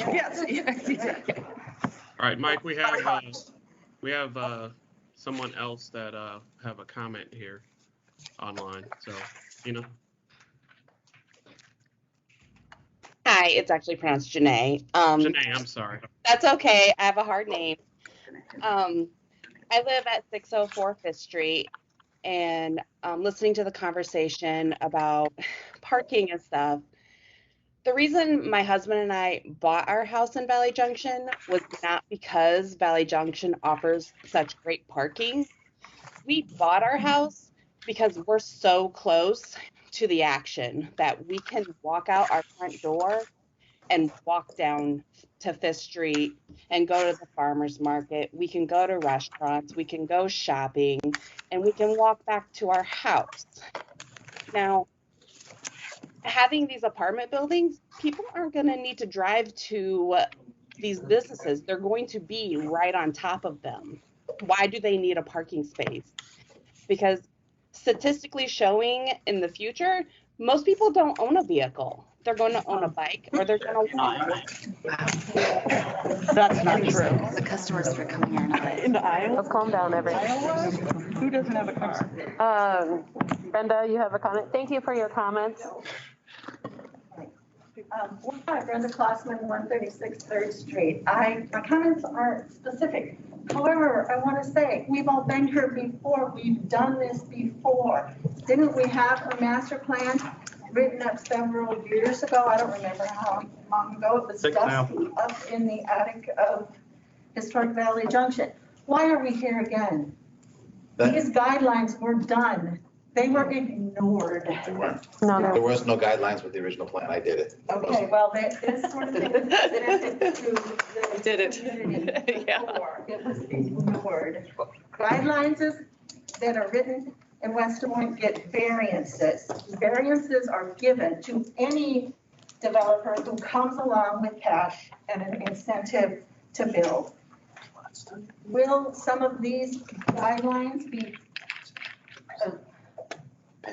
prevented from getting variances? Otherwise, we're just wasting our time. That's why the building got built there. It gets variances. And I think that brings up, these guidelines that we're creating, we want to make sure that they're enforceable and they have teeth. Will they, Clyde? It's up to the city council in terms of. So the answer is no. What I was going to say was that guidelines are great. They give you general direction, but what has to happen is the zoning ordinance has to be amended to reflect these guidelines. That's actually the enforcement piece that we would need to have. But the guidelines tell us what direction we need to go in terms of zoning ordinance changes. And that's part of the effort that Jessica's going to be doing. Any zoning ordinance can be given a variance. So if the developer comes along. On variances, there's very specific things in the code that you have to follow in order to get a variance. You have to show that your property is being denied a right that other properties in the same district enjoy. And typically that's because there is an easement across the property that doesn't let you build on the property the way that somebody else might have if they might have an easement. But variance requirements are so good. With some of these new buildings that have been constructed, we have a precedent set now that any new developer can come in and say, but wait, look, there's lots of 3-story apartment buildings. But you couldn't get a variance to allow somebody to go higher than what the code. That's not within the bounds of what you get a variance. But I also feel like the guidelines, I don't know how they're going to be enforced. I just feel like they weren't before, and I don't know that they will be again. They're enforced through the zoning ordinance changes that we would need to make.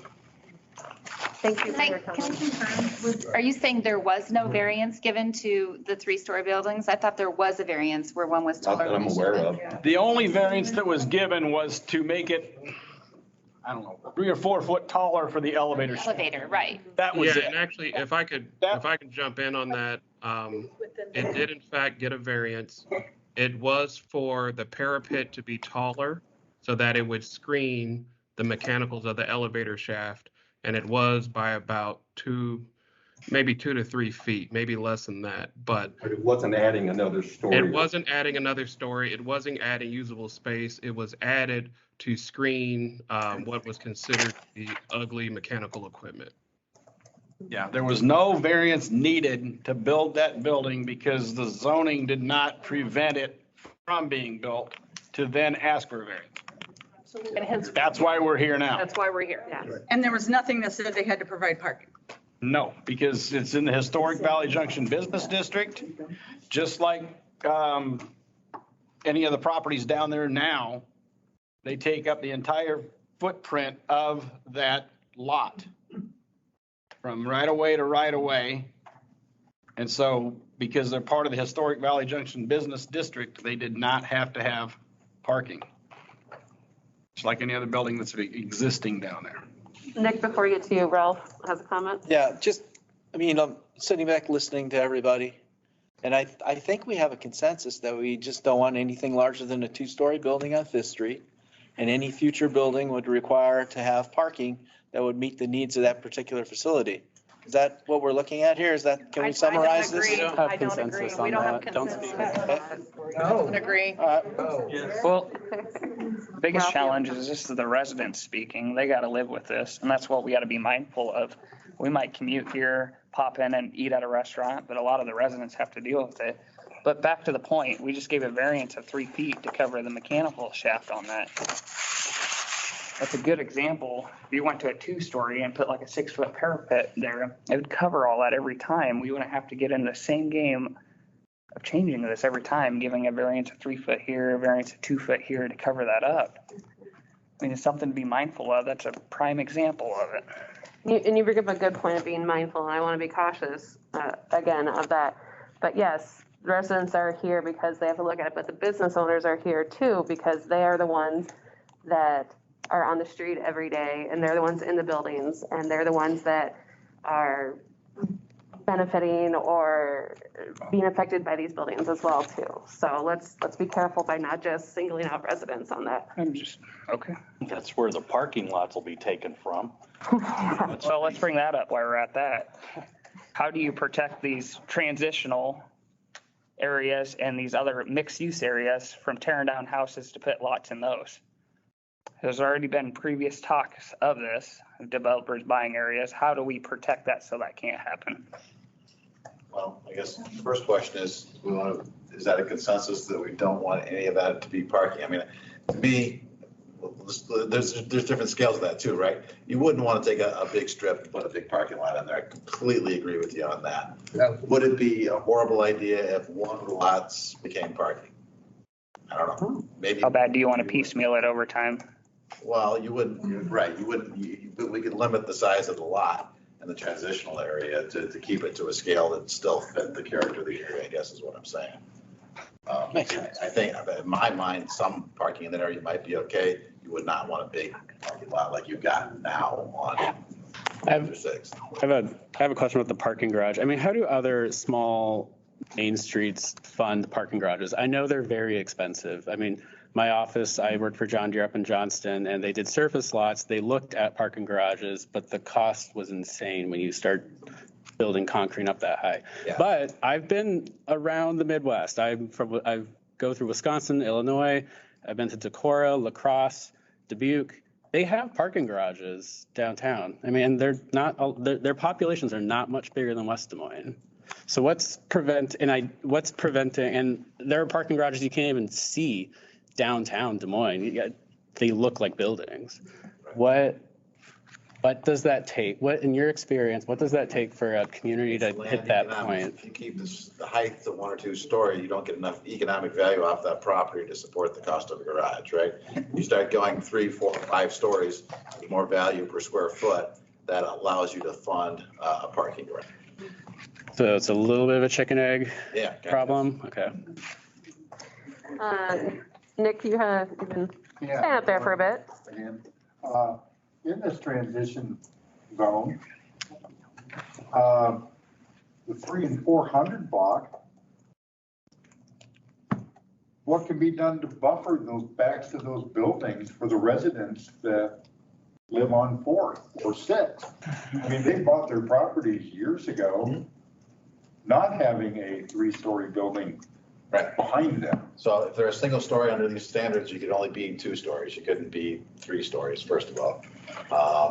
So the transition would be less than what has gotten built recently. So what would you use to buffer that? I mean, that seems to me like right now, to buffer like you would a regular commercial lot. We can talk I about mean, you can't put in 2 12-foot squares on the back of that lot, put a couple of 40-foot tall green ash Absolutely trees in there. Absolutely can. Buffer that. Sure, can be done. Break up. Why, they didn't buy to have a 3-story building put in behind. I understand. Maybe hold down the 2 stories on the 300 and 400 block, and then allow for a little bit of buffer behind. Now, if you're gonna require parking, they can put in a buffer there. Good point. I do want to be mindful of our time because we are at 6:15 here and we're still on mixed use and we still have the other areas to go through and then some other agenda items as well too. So Steve, you had to come at this and we'll just take a few more comments on this unless we can, if we're on a consensus on the mixed use area. Yeah, just real briefly on parking, I brought this up last time. Remember that if you're going to require parking for new development, it means buildings will be torn down. So you're absolutely right, Nate. That's what happens. If you're going to say you have to you have a minimal number of parking spaces for new buildings, it means old buildings get knocked down. And the other thing too, when we're talking about parking garages, raise your hand if you like to park in a parking garage. Nobody does. So putting in a parking garage on here, it would be a 3-story parking garage. If you do a 2-story parking garage, especially with commercial or some kind of commercial use on the first floor, you're not creating new parking, you're just raising it up a story. So.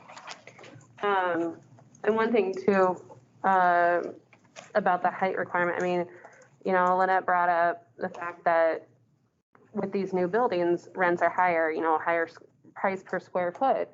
But if that's a 2-story building, that rent just becomes more expensive for that first floor tenant. If you have a 3rd story to offset the costs of that lower tenant, then you can still have a smaller scale business that can potentially afford to go in there. Or if it's a bigger space, you can break it up into bays or have partial. There are different options on there. But if you have more tenants in the upper stories, then you can offset that cost of that rent for that first floor tenant as well. Right. Yes, Lynette. I'm sorry, I forgot what I was going to say now. I'm so sorry, I didn't mean to throw you off there. You made a comment about who wants to park in a garage. I certainly don't. Everything I interpret about your strategic plan, all of this plan is about growth for Valley Junction. I mean, we're allowing people to grow up, we're allowing for growth out, right? So it's growth. Well, it's to keep the character of the area while allowing some limited new development. Yes. Right. If you look at the new buildings that are going in right now that are mixed use, retail, commercial on the bottom, living, what demographic is going to live in the 2 top stories in the residential areas? I do. Are you going to live there? I do now. Okay. And my son lived above Winchester, right? He rented an apartment there. But the majority of what I find with that demographic, and especially if you look at people like Chicago, where they're squeezing, they're driving up a ramp to park on top of a building, whatever it might be, is that if people have a place to park, I don't know that they mind if it's in a ramp or if it's on the street. Mm-hmm. If they have a place to park, what people mind is walking 7 blocks, carousing through neighborhoods. If you've been in Chicago and you have to drive through neighborhoods for an hour to try to find a spot that's this wide to try to squeeze in, that's what you mind. And residents mind when they're in front of their house, they're 4 blocks away, there's nothing but a row of cars there all the time for people parking to go down to the commercial district. Well, I lived in Chicago and I walked a couple blocks to park because we didn't have dedicated parking. If you want to live in a dense urban district, you understand that's the trade-off. But you're gonna park where you want to, where the parking is available. Where you can, but you don't mind walking either. I understand, but I guess that's what I'm trying to say is I don't want a discouraging argument for a garage to be, who wants to park in a garage? I think people would like accessible parking. And if it's in a garage, they're gonna park in a garage. If it's on the street, they're gonna park in the street. Accessible, I think, is kind of the word, right? Something that is. It's just that it takes, like Clyde said, it's about $30,000 per space for a multi-level parking deck. And I'm guessing it would be free. We don't charge for parking now. I think it would be difficult for the city to put up the money to build a multi-level deck and then say, oh, by the way, we're going to start charging too. It could happen. That's up to the city, but. I think no matter what's going to happen is the prices of everything are going up, right? I mean, it's the city building parking, that's a cost, or rents being so high that small retailers can no longer come in here anymore. That's a cost because new developments. That's an economic variable that somebody's got to solve. It is, and putting the burden on a big part of that is just the demand is super high. We have a 5 block long commercial district and everybody wants to be there. Good problem to have. So I think are there any other elements that anyone wants to talk about with a mixed use commercial area? Because obviously I think height requirements are big and then parking is the big contender, but are there any other elements? Well, during all of this, Debbie had her hand up. I don't know if she took it down, but she had her hand up during the discussion. I really thank you very much. I did take it down, but I wanted to say, Victoria and Mark, I believe that you bought a parking lot long ago when you were developing some of your things. I know that my family bought a parking lot. In fact, I have 3 parking lots. And one of the reasons that one of them is adjacent to the city parking development. It was developed all at the same time that the city development was made along 4th Street. And we also have one between Roses and Dressmakers, and we have one on 4th and Maple. And I think one of the concerns that I have heard people be very concerned about is the parking. Are new buildings going to use street parking? Are they going to provide their own parking? There's a precedent and a concern about all of this, but we need to be creative and respectful about how we address this issue, because we force out the parking on the street. This is going to change the landscape of going from a retail area to an office area, and it's even going to be worse because people are there for a longer period of time working in an office. That was my comment. Thank you. Thank you, Debbie. Just to kind of gauge, I know we've taken into account the visual preference survey and comments here tonight. I know the committee has talked a lot about the parking as well too. Since we have a lot of people in the audience, I just want a show of hands as far as height requirement. Who wants the max at 2 stories? If you could raise your hand. And who is okay with 3 stories? Okay, so that's kind of mixed as well. Without counting it, look about even. Okay, I didn't know if it'd be swayed one way or another, but. I think we need to give the right direction. Yes. So I think you need to call the question in terms of whether, vote, a motion, a vote on. I would say. 2-story, 3-story, what have you. Yes, go ahead, sir, real quick. Good evening, everybody. My name is Fred Leon. I've had 4 addresses in West Des Moines in my life. Current address is 1415 South 60th. And I come to you because I'm a concerned citizen. I'm watching, I see some familiar faces here, and they know what this street's about. And All I can tell you is when you vote, that when you change these plans and you extend it up north, whatever you do, the historic Fifth Street is gone. Right. It's not gonna be the thing that's gone.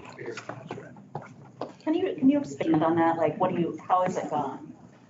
Help us understand what you mean by that. Oh, you got me talking tonight about a big building, new building, two-story building. It's never there before. But those are a done deal. They have been. No, I'm not talking about that, man. I'm talking about the future of the historic Fifth Street as we know it. The hell, that street used to turn around, drive north, drive south, all kinds of things that business has been through this whole town. I gotta collect myself a little bit, because this is a lifetime thing, right? We feel your pain, Fred. It's not really a pain. It's a route that you gotta take. We have something, the kid said here, I've been to your community, I fell in love with it. He fell in love with what's there right now, not what's there gonna be in the future. That's what, right now, that's what he's in right here. So you're gonna change that incrementally, new houses. Somebody wants to tear a house down, put a new house down. If it's not built like the old house that was there, you're changing the character of it. We went through the flood. Some of the new houses that's been built, they look just like the old house. Those parts that it makes you feel just like it's a little bit higher, but the texture and everything of the community is still the same. That's what we're trying to do. That's what you folks are trying to do. Is and you can't. It's what do you say? Two-bladed sword. You can't have it both ways. You can't go new and keep the old, unless the new looks like the old. There you go.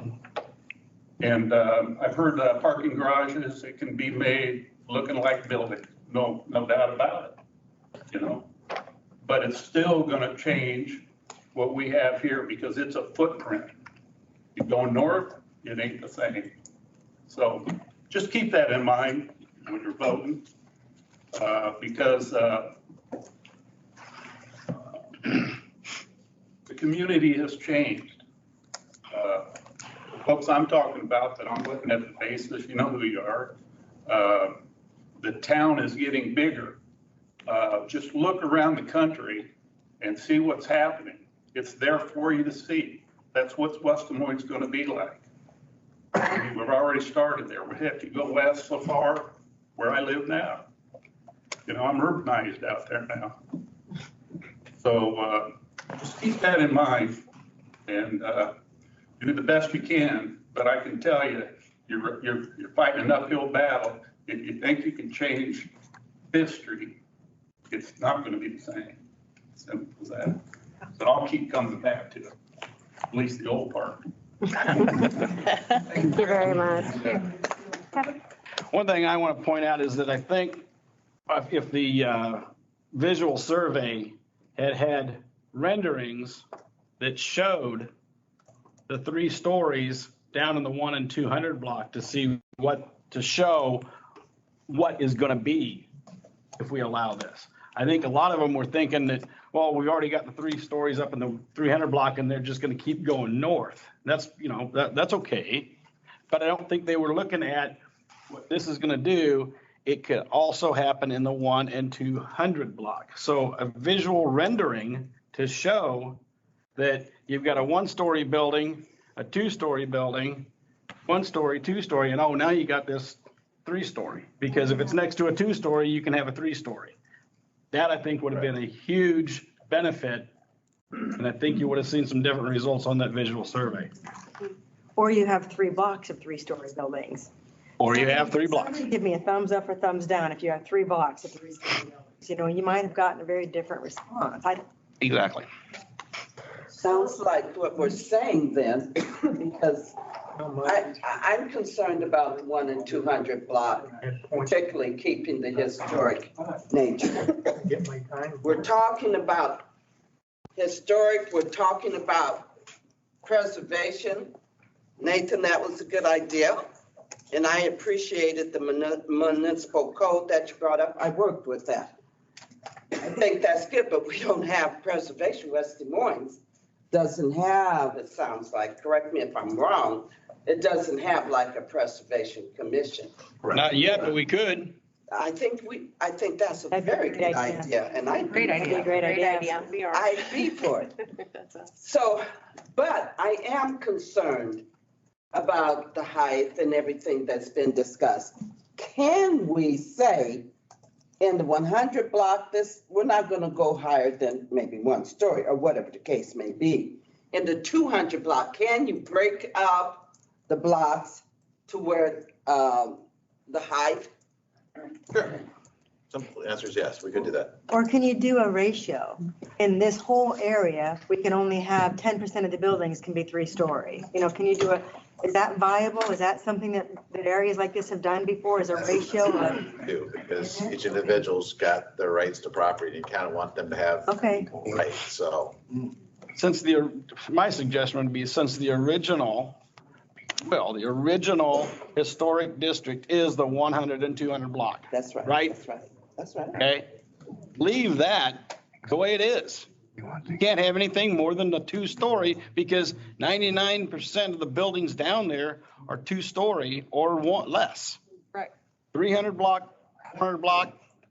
I think the 500 block needs to go back to residential, but that would be my suggestion is leave the 1 and 200 blocks alone. If you want to go north with it.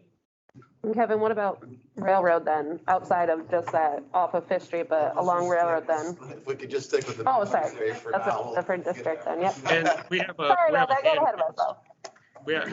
We have Jenny, she has a hand raised here. Yeah, I just wanted to pose this question for everybody to kind of think about is what would Valley Junction be like if we had never allowed a 3-story building like the theatrical shop? Would we have ever garnered the same charm that we have now if we had not allowed that? And that's just something I'd like you to ponder. Thank you. So I think we need to go ahead and have, Colin's got it. yes, sir. I'm Colin McMean, and I live at 1123 Locust, and we've been talking about design guidelines. I'm going to talk just briefly about the lack of design guidelines. 300 block 5th Street is a good example. I watched a segment of the, I think it was the January 5th meeting, where a gentleman who had purchased 401 Railroad Place came to the committee with his plans for the building. He did that in the absence of design guidelines. So the committee was asked, my impression was the committee was asked to approve his project. Same thing happened at 111 5th Street. The developer there brought the project to this committee in the absence of design guidelines. I feel that this is going to happen again, so I think we ought to have a moratorium on new construction and renovations until such time as this committee formulates and finalizes design guidelines. They are presented to the council and adopted. We already do. Yeah, yep. What he's saying is nothing new. Can you extend it? So the process remains that our timeline we actually pushed up because the moratorium was extended until March 1st. Originally, the design guidelines weren't proposed to be completed until June or July of this summer. So that's why we have pushed and expedited this process up to meet that March 1st deadline so that we can have solidified design guidelines presented to council before March 1st. Moratorium covers all the blocks? Yes. So to clarify what you're saying, basically a moratorium until we have design guidelines for everything. So that way things aren't slipping in here that we may not, or inadvertently that we do because we don't have the knowledge or the wherewithal because we're not done with our consultant. Is that what you're saying? Yeah, I think so.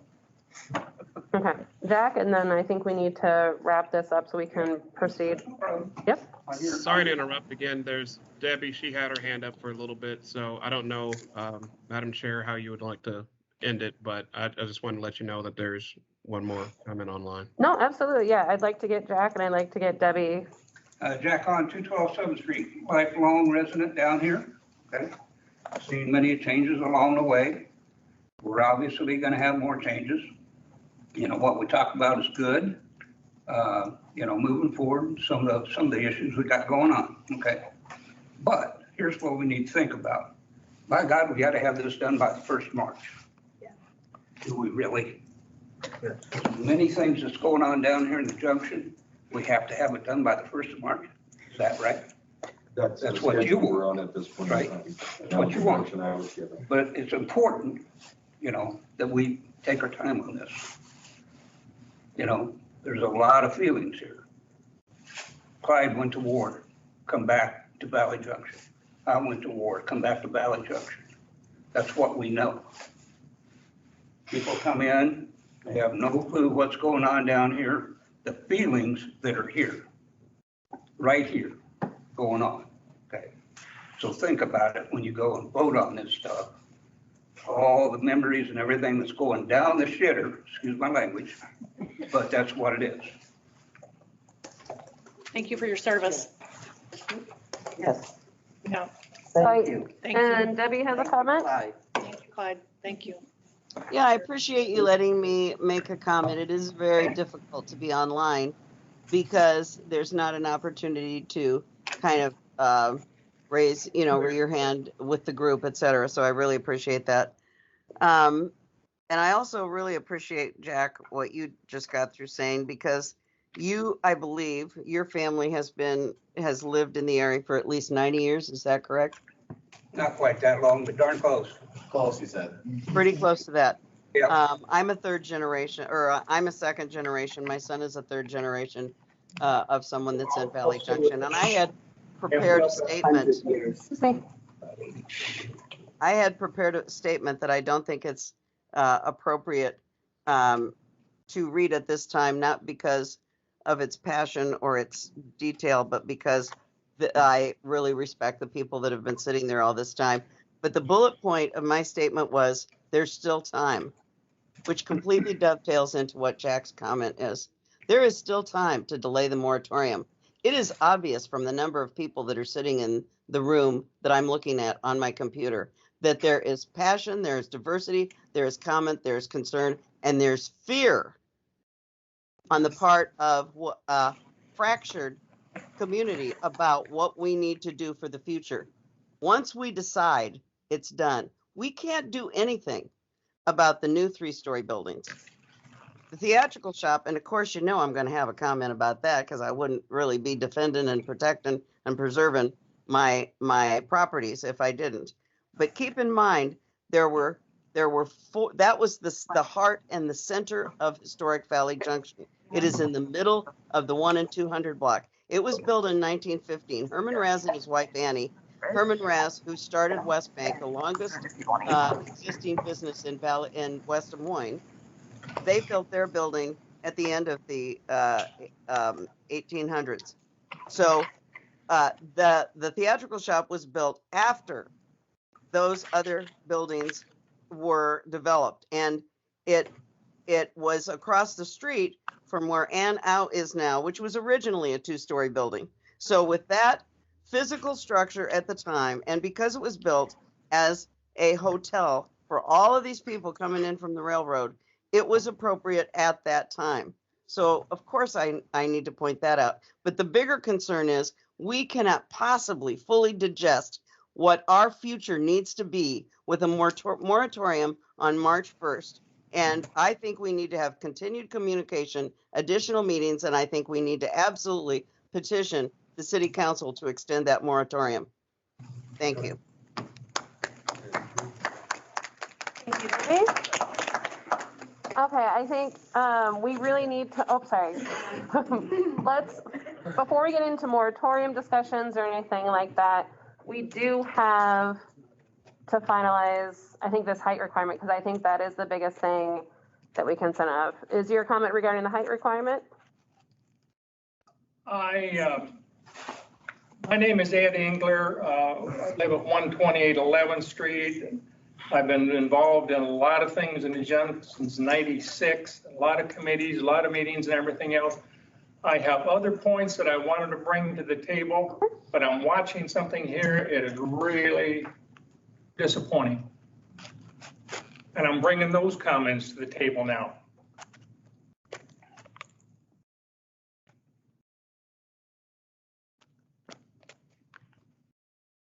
I might be able to count 5 people in this room that is under 50. There might be a couple of you up there on the backside of the 8th decade like me. But you have a major problem. If you're sitting here and you want to hang on to history, that if you're anywhere above 50, 60, you're not going to be around here when most of this stuff that we're talking about, the rest of society, the young ones, now we got some young ones here probably believe in what we're saying and consistent with the old time. I'm an old timer. I've fought a lot of battles here. I've fought a lot of battles elsewhere. But you're missing a major point. This should not be about you. God love you all. Good people. You're good people, but this ain't about you. Come on, come on, come on, wake up. Mike, Clyde, staff, it's not about you. Get off of you. Would you please? You got grandkids, great grandkids. They're the ones that you should be building and doing this modification for. What the hell is going on? It ain't about your damn little, your house, your little building that you got a cinder block building on 5th Street. That was a fill property. Before that time, there was a big brick building. And a lot of them was probably 3 stories. But when you got a cinder building, is you got a building that they built, you forgot to put the fence around it, like our ancestors did. Now get off this. I didn't want to come, I didn't want to join, but there were so many people behind me that said, you got to come and make some points at, because they're missing so much. And then when I got thrown out of a meeting, the first day of December of residents in the Junction, that pissed me off. And it's never going to happen again, because the next time I walked out mildly and quietly on that, because I already knew what was going on. I figured it out in 2 minutes. Now, I had a totally another agenda. There is a group of people all over this city that wanted to be involved. What you do, you blew them all out. Your idiosyncrasies about, I want to keep it like it was. Fred, I love you wherever you at. You had great points. But damn, Fred, I don't know about you, but I'm 78. How much longer am I going to live? How much longer is half of you? I know damn well half of it you won't live another 25 years. You can't. This ought to be about the grandchildren and the young ones. And you aren't going to. Thank you. Thank you. Thank you. Thank you, Eric. That's great. That's great.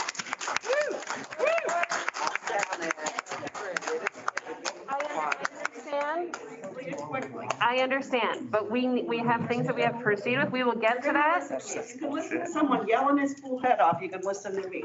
Okay, you can go ahead now. This is about me. I have a 34-year-old business that I'm looking at dying. My business is going to die because a developer is coming in, putting up a building and charging $7,000 rent, which I can't afford. I have a 33-year business. I have 7 years to retirement. And I'm listening to Scott Cutler's rants and going, oh, holy hell, we're going to have empty spaces because nobody can afford it. So he's going to fill it with offices. And then retail starts moving out because people quit coming because there's too many offices down here, not enough shops. Historic Valley Junction has been retail and restaurants, and that's what brings people down. You start putting offices in, we lose customers. Dan, aren't your sales like through the roof? You've said that. You've been on record saying that your sales are better than ever. 3 years before there was an apartment building built. That's been occupied for like 4 months or something right now. It's not, we're not even through a financial fiscal year. Apartments doesn't make my sales go through the roof. Yeah, but we're not through a fiscal year. How can you correlate? I don't care what they are. Those apartments take up all the parking spaces in front of the quote block. Shelley's beside herself because her people can't get in there and they're older demographic. The police won't enforce the parking. Some of them are overnight and the police won't ticket them or tow them. We have a parking problem. No matter who you say, Steve, oh, we don't have a parking problem. I drive around and around and around and can't find a space. These apartments, I don't want any more apartment buildings. We are a retail, shopping and dining district, and that's starting to go away. It scares the crap out of me. Yes, I know we need housing. We need low income, we need a mid income, we need housing. West Des Moines is going to annex all the way to Winterset. There is room for all this. Why tear down retail businesses in Valley Junction, a very popular shopping district, for apartment buildings? It doesn't bring us retail shoppers or retail stores anything. Now, the restaurants might benefit, but the retail stores, they're not benefit. Back in the day, in 1990, we used to cringe when an office would take over a retail space. There was another good retail space. And now it's apartment buildings and tearing down buildings. It's a crying shame. And I know you younger generation want free housing for all or whatever. That's fine. Nan, I bought my house. Everyone. My first house here in West Des Moines. I'm thankful that I could afford it. Don't, like, these hyperbolic accusations are not helpful. Let's stop. Point of order. Through, go to the next one. Nan, your sales are through. We're done. For a minute. We're done. We are talking about height requirements now, and then we will get to these other points. Susan, I see you. Can you save your comment for later? I do apologize. I'd like to make a motion to table this. If we're going to extend the moratorium, I think we need to talk about this more in depth. This is not a conversation you can have in one evening. Agreed. The council is the only body that can extend this moratorium. And I think we need to go on petition. But it is the council decision. It won't come to from us. extend this moratorium past March 1st. The council. And also take into consideration the rights of property owners. Yes. So that decision is not made by this committee. You can make a recommendation. I think we should. That's voted on, but it's a council decision on whether that's extended to March 1st. Susan, I will pass it real quick and then no more comments because we do need to proceed. Come on. This is never going to end. It's going to go. I'm missing dinner in September. I'm Susan Moss, exposed to 2 hours. Hey, hold on. Valley Junction. This is the first one of these I've been to, and I'm glad to know that this has a strong audience tonight. I just want to put it out there that, so I haven't been here as long as a lot of you have been here, but I have been here almost 19 years in some capacity, and I grew up here in Des Moines. I did not grow up in Valley Junction, and I love Valley Junction. I love it. It's so eclectic. It's so weird in a wonderful way. I love my neighbors. I love the residents. Good. When everything hit the fan in 2020, I knew I could count on my fellow business owners and fellow businesses, and they didn't disappoint. This is not black and white. You guys, I mean, there is so many different ways we can approach this. The sky is not falling. I think the sky looks pretty good, to be honest. The traffic, and I don't get walk-in traffic in my shop. I'm not a typical retail like many of you are. So I understand some days when make or break. I get that, but you can't say that there hasn't been a huge increase in traffic and a huge increase in the variety of people that have been in Valley Junction, okay? And to your point, sir, earlier about the age discrepancy, yes, like younger people, families, et cetera. So that's all I wanted to say. I just want to say we can do this together. It's not black or white.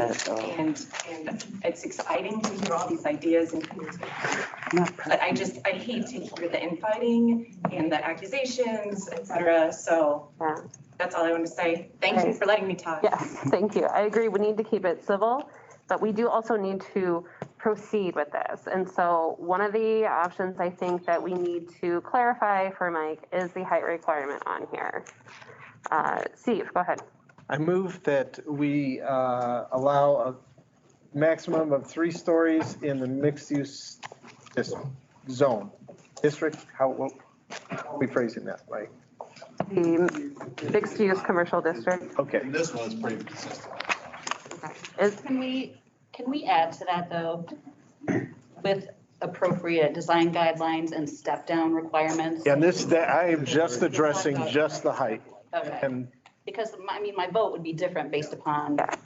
But these guidelines, the guidelines have the step-down requirements in there, and it would have to have the architectural details that are cohesive with the district. because you're looking for clarification on that one element. Yes. Okay. So is there a second? I'll second that. That seconds? All right. I think we're going to probably have to do a roll call vote for this one as well. Make sure we're understanding, what's the motion? The motion. Now, has it been amended or what's the motion? No, it hasn't. Doesn't need to be amended. The motion is just to approve a maximum height of 3 floors, 3 stories. In the mixed-use core commercial. Yep. Is there a certain amount of buildings? Well, and just Mike, explain about the step-down requirements. Yeah, I mean, so the way the guidelines are written, right, if you got a 1-story, you can only go 2 stories. If you got a 2-story, then you could go potentially to 3 stories if it's next to you, right? But it applies to both sides too, right? So it's not just one. Okay. So you'd have to have 2 stories on each side. to have Both a sides, 3-story. or you can go 3. Yeah. And that does allow to the rear as well, not just sides? That's correct. I mean, when you say rear. On the 1, 2, and 3. Properties behind? Yeah. I think it should. Yeah, so if it was a single-story house behind it, you still couldn't go 3, you just go 2.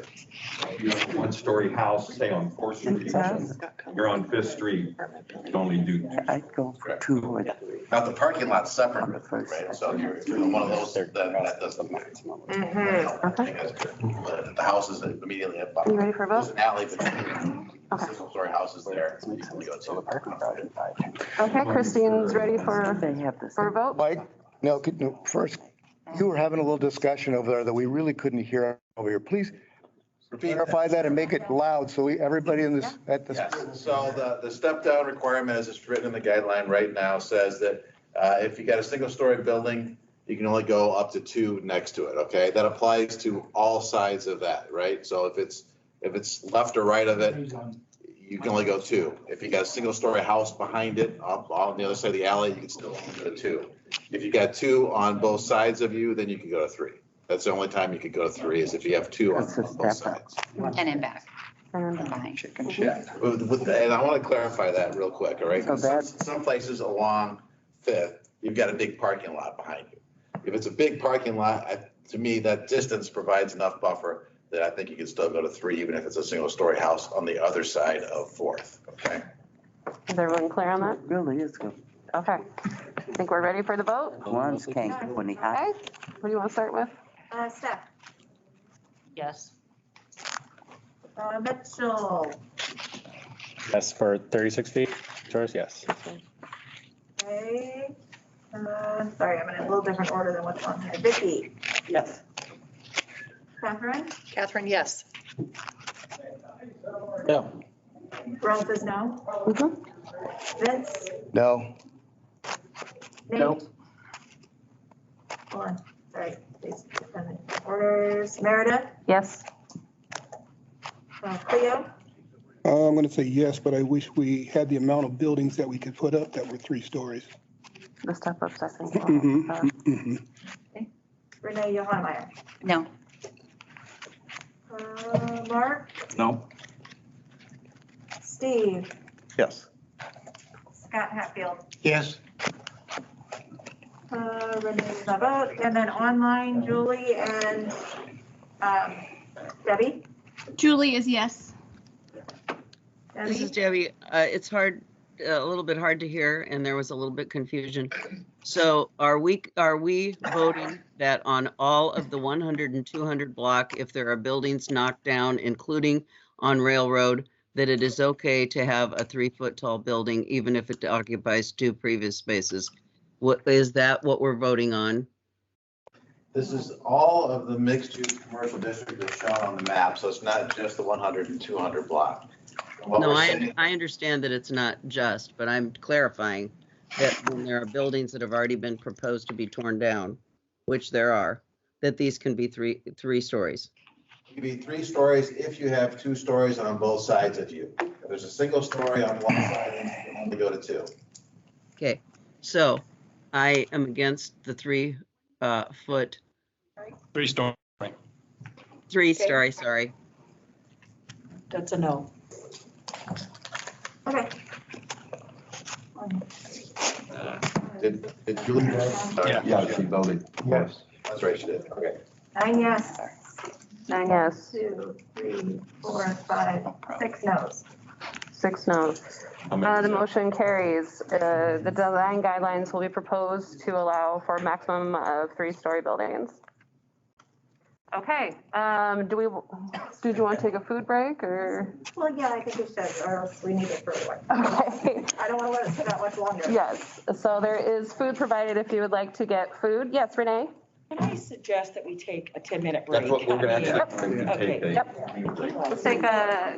Before we take a break, I'd like to put a time limit on each time item. I think that'd be a wonderful So when we idea. come back, put it out there what the time limit would be. Yeah. I think we've And gone I think- 2 hours on this. Yeah, and I think obviously kind of the commercial district, I think is obviously kind of a big important one. There's a lot to consider. So I thank you all for your time and your contributions to that. That's what you think. But yes, hopefully the rest of them should go a little bit quicker. But let's take, people fine with 10 or is 5 okay? 5? Let's do 5's a good. 5-minute break so we can continue. If everybody would let the committee members get their food first, and if there's anything left over. I'm actually good. You guys all help yourselves. I'm thirsty. I'm thirsty too. I need water. All right, so these are cans. Not anymore.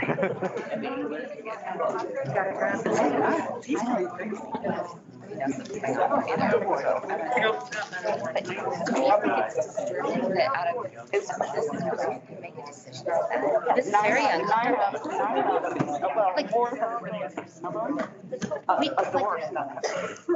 Yeah, this is frightening.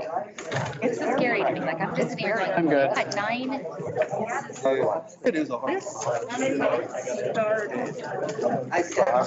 I also. Yeah. To Brand and all the way around. I know some answers. You might not go for the mayor's here. Oh, yeah, that's Now, here's the thing, have you heard about the Valley Junction Foundation? Oh, yeah. Oh, yeah. They just like. Nobody on there except. I don't think so. Or I. Oh, okay. They moved me. You know, I'm on dialogue next to Scott my damn fortunately, and I wanted to make a comment. I have a year-old daughter that is proud of what I do sitting in this committee. I'm making a difference to protect them. So when he says that is residential area. It's bullshit. I got an 8-year-old tell me that. What are you teaching your kids when you like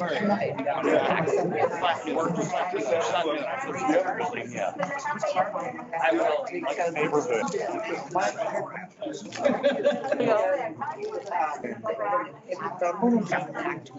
And say, well, 1, 2, 3.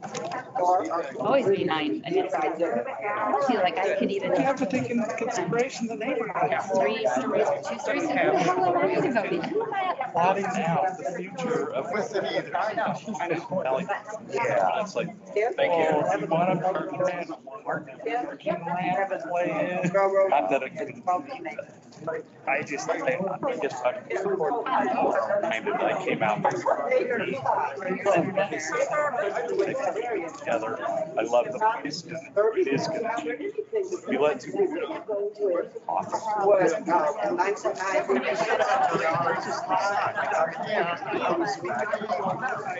alternatives.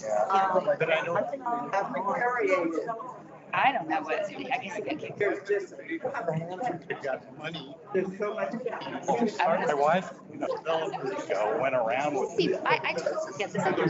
Yeah, what I Breathe it. How could, that moratorium's gonna be gone. That's the only reason. level nobody can afford that if you're retail. But it's the Walmarts, the Google, the Microsoft, nobody else. I don't want to. That's why I love Acquaintance with me. What Valley Junction. Totally in the tank when I came out here in 1970. I had Mr. Mayor, who he was never voted in. They're all against. Nobody's freaking. Valley Junction away. We brought it back. Now they're trying to do. I mean, I'd be like shameful if my head low. It's embarrassing. I mean, I don't have any. Bought and paid for too. And Renee, we should be ashamed of ourselves. We like bought and paid for her. I'll just, nobody's like, just, like, and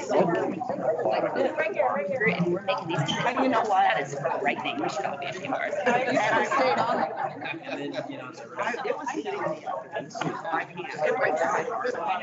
I don't know why.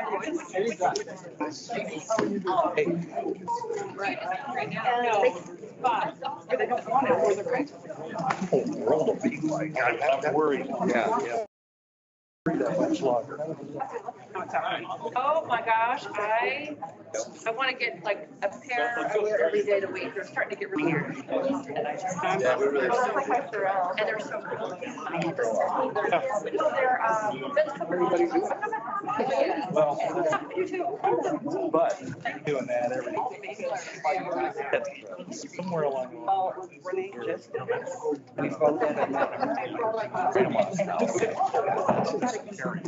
I had to get it is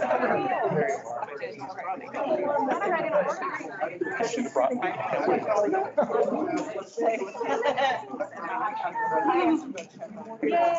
Yay. How late do you want to go? I'd say we may have to move as they get through this last one until. Okay, next week. Week on that. To the last one.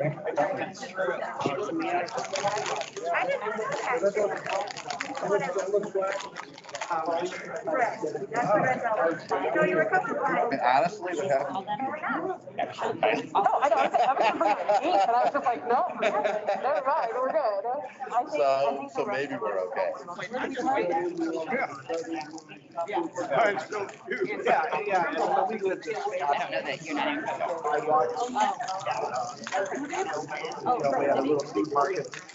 Around the corner.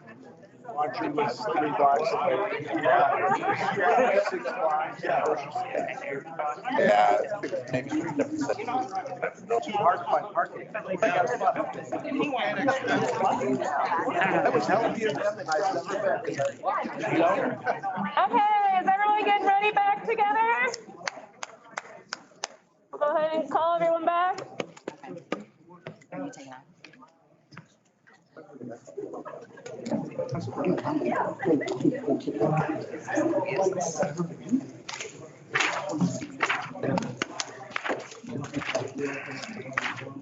Down the bottom of the hill.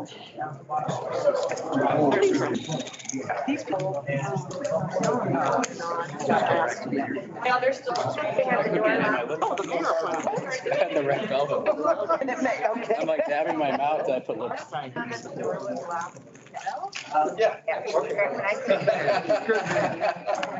Yeah. I can just listen to everybody in that. Glad you get appointed to the, like, over on I volunteered.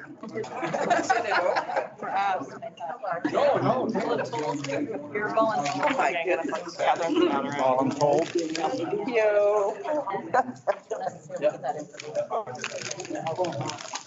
Thank you. Yeah.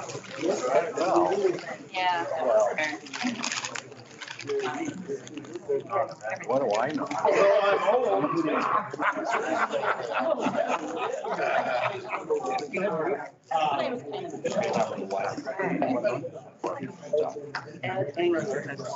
All right, ready. So I think we kind of wrapped up the mixed-use commercial district, so we're going to move on to transitional district. Yes, so we're gonna go ahead and move on to the transitional district, take comments on that. I would say particularly for committee members, but really for anybody, if there's something else in the mixed use area that we didn't get a chance to talk about tonight, that you have interest and concern in, email me, Brad, Clyde, or whatever, and just get that input back to us, because we are on a fairly fast time track, so, we can only cover so much in the meeting, right? So if there's something else, let us know, and we'll be happy to try to integrate that. But let's move on to the transitional area. This is the area essentially around the traditional business district that we are talking about now, where we would integrate, keeping the residential character for sure, but still allowing some business activity in this area. There's a whole set of different guidelines in the document that looks at that both from an architectural perspective and kind of a site perspective. So I'm not going to go into the details of each of those, but let's open it up to comments. Absolutely. Vicky, you would like to make a motion? Yes, I would move that a time limit be set of 20 minutes on this topic, and also that 2 minutes per speaker. Anyone second that? I second. Second. All right. All in favor? Aye. Aye. Any opposed? Any abstentions? Okay. All righty, so 20 minutes on the clock starts now. All right, so comments on the transitional area. Yes, okay. We talked a little bit about it. Thank you for that idea. Yeah. Other comments, questions?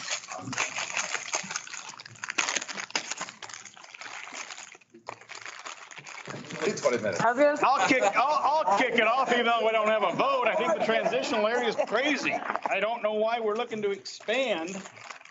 I mean, this whole thing was about preserving what we've got down there. It wasn't trying to get a bigger footprint with it. So I'm not understanding why we're going to this transitional zones and stuff. Right, well, part of it was to address the north end of Fifth, right? Okay, because that north end of Fifth needs to go back to residential, and I think Mike King and some of his neighbors will be commenting about that one.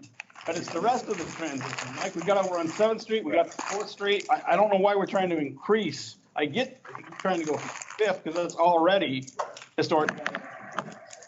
But that's the guideline and stuff. I don't know why we're trying to expand the footprint. Especially we were told at previous meetings by Clyde Evans that he wasn't aware of anything. Now we're finding out that there is. We had time to read it, and it's about Junction, so I'm going to be.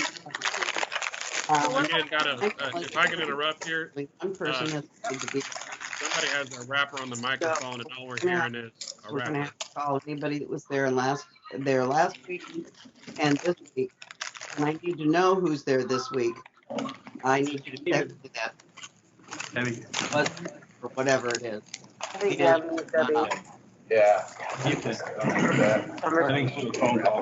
Okay. Transitional area. Great, we're going to do some of this. Where it came from and maybe. No, did Kate Wright come?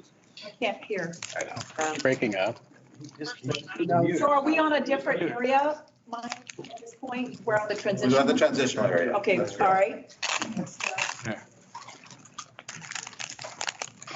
To your question, Kevin. I think there is a transition, right? Right now, it's a lot of the transition is just parking lots, right? But you have to somehow go from the more intense development along to the family area.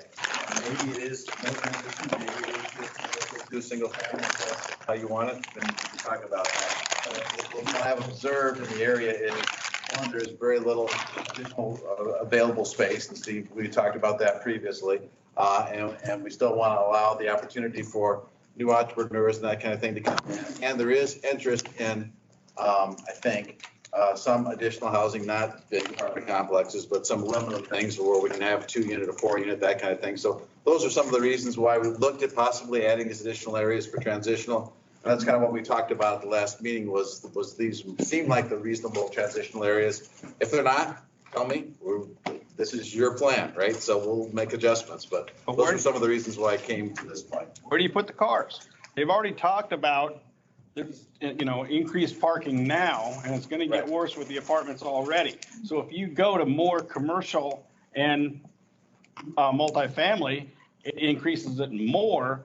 Where do you put the cars? Because I'll tell you what, I am not supportive of knocking down houses for parking lots or commercial buildings, because maybe I'm wrong, but I'm not hearing from anybody that said, we want to expand the footprint of Valley Junction. We want to deal with the district we've got right now. Renee? Mike, help me understand, at our last meeting, we spent an extraordinary amount of time about parking. And it seemed a little rosy to me listening to your presentation. Am I missing something? It seemed like there was some, capacity of parking and whatnot. Yeah, absolutely. I mean, help me understand, because I feel like last meeting didn't exist based on what you were saying with wider parking. When we surveyed the area for parking on a Friday and a Saturday, and they were both good days weather-wise or whatever, there wasn't any restrictions on it. There was never a time where there wasn't available parking. Now, there was sometimes on the 100 block where all the on-street parking spaces were built. But off-street lots were always available in the area, so there was capacity for additional parking in the area today. What we then did was we looked at these new developments that are coming in. We did an absolute worst case scenario, right? If you applied the standards that you would use in West Des Moines to the area and looked at the parking demand, there was still space, but there wasn't going to be a lot of additional capacity at that point. Kind of a worst case scenario. Then what I tried to explain was, I don't believe that's what's going to happen, because in a mixed use environment like this, there is people do have fewer cars. They still have cars. I'm not saying they won't have cars. They will have cars. But by the nature of the area and the walkability of it and the fact that you can live and work in this area, there's going to be less car demand. So that maximum number projected is also probably won't ever happen. Okay. Nick? Mike? I was saying, Nick, you're up there, and we'll get to Ralph. Go ahead, Ralph. Just quick question. What about consideration of festivals, farmers market, things like that in relationship to the parking question? Yeah, there's no question. When you've got farmers market or something like that, we didn't count them, but I'm very sure that those lots are much more full. And that is a different thing when you've got events than the typical everyday situation that I'm talking about right now, for sure. And living there, I can tell you, they are definitely overfull because they're parked all in front of my house, clear up like blocks away. So, yeah. Nick? For the transitional area, if you're wanting to put it in duplexes, buildings, you go up to the fourplex, you're going to put all the parking for the businesses, residentials through the alley, back up to that alley between 4th and 3rd. What about my quality of life? Are there going to be hour restrictions for where the business can be business? So I don't have restaurant traffic or bistro traffic leaving at 10 o'clock at night. I don't have running over how like that. And how can you recompense my loss of quality of life? Good points, Nick. And so that ties into what we're going to talk about next time.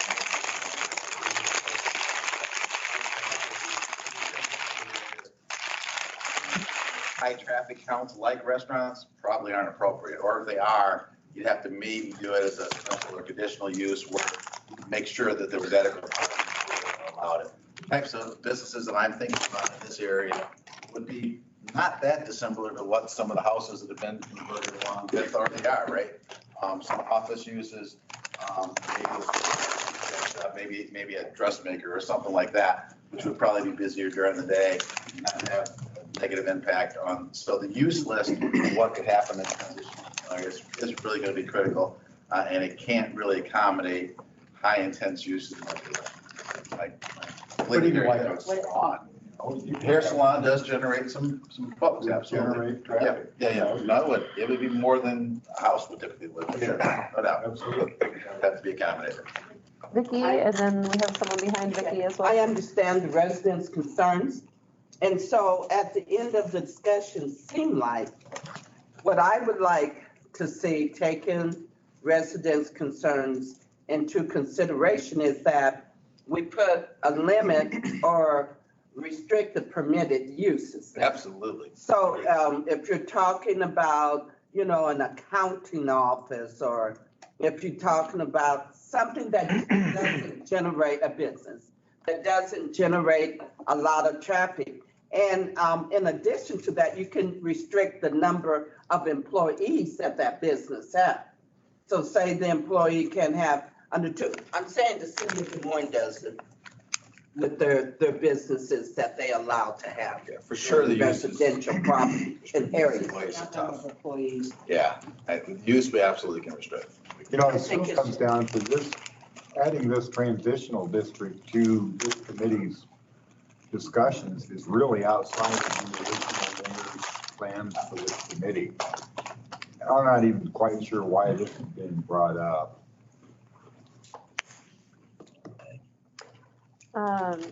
Kevin, or sorry, yeah, Clyde, is there clarification on that comment?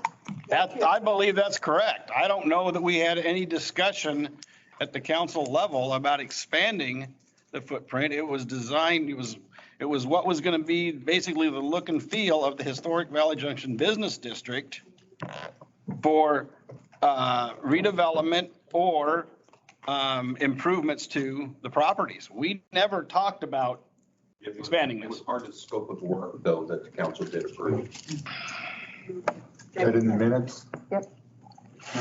Yes. In the packet actually is the scope of work, I believe, that we have. Yes. This is like right on. Would you mind standing up? Sorry. Would you mind standing up? Oh. And saying your name and address? Thank you.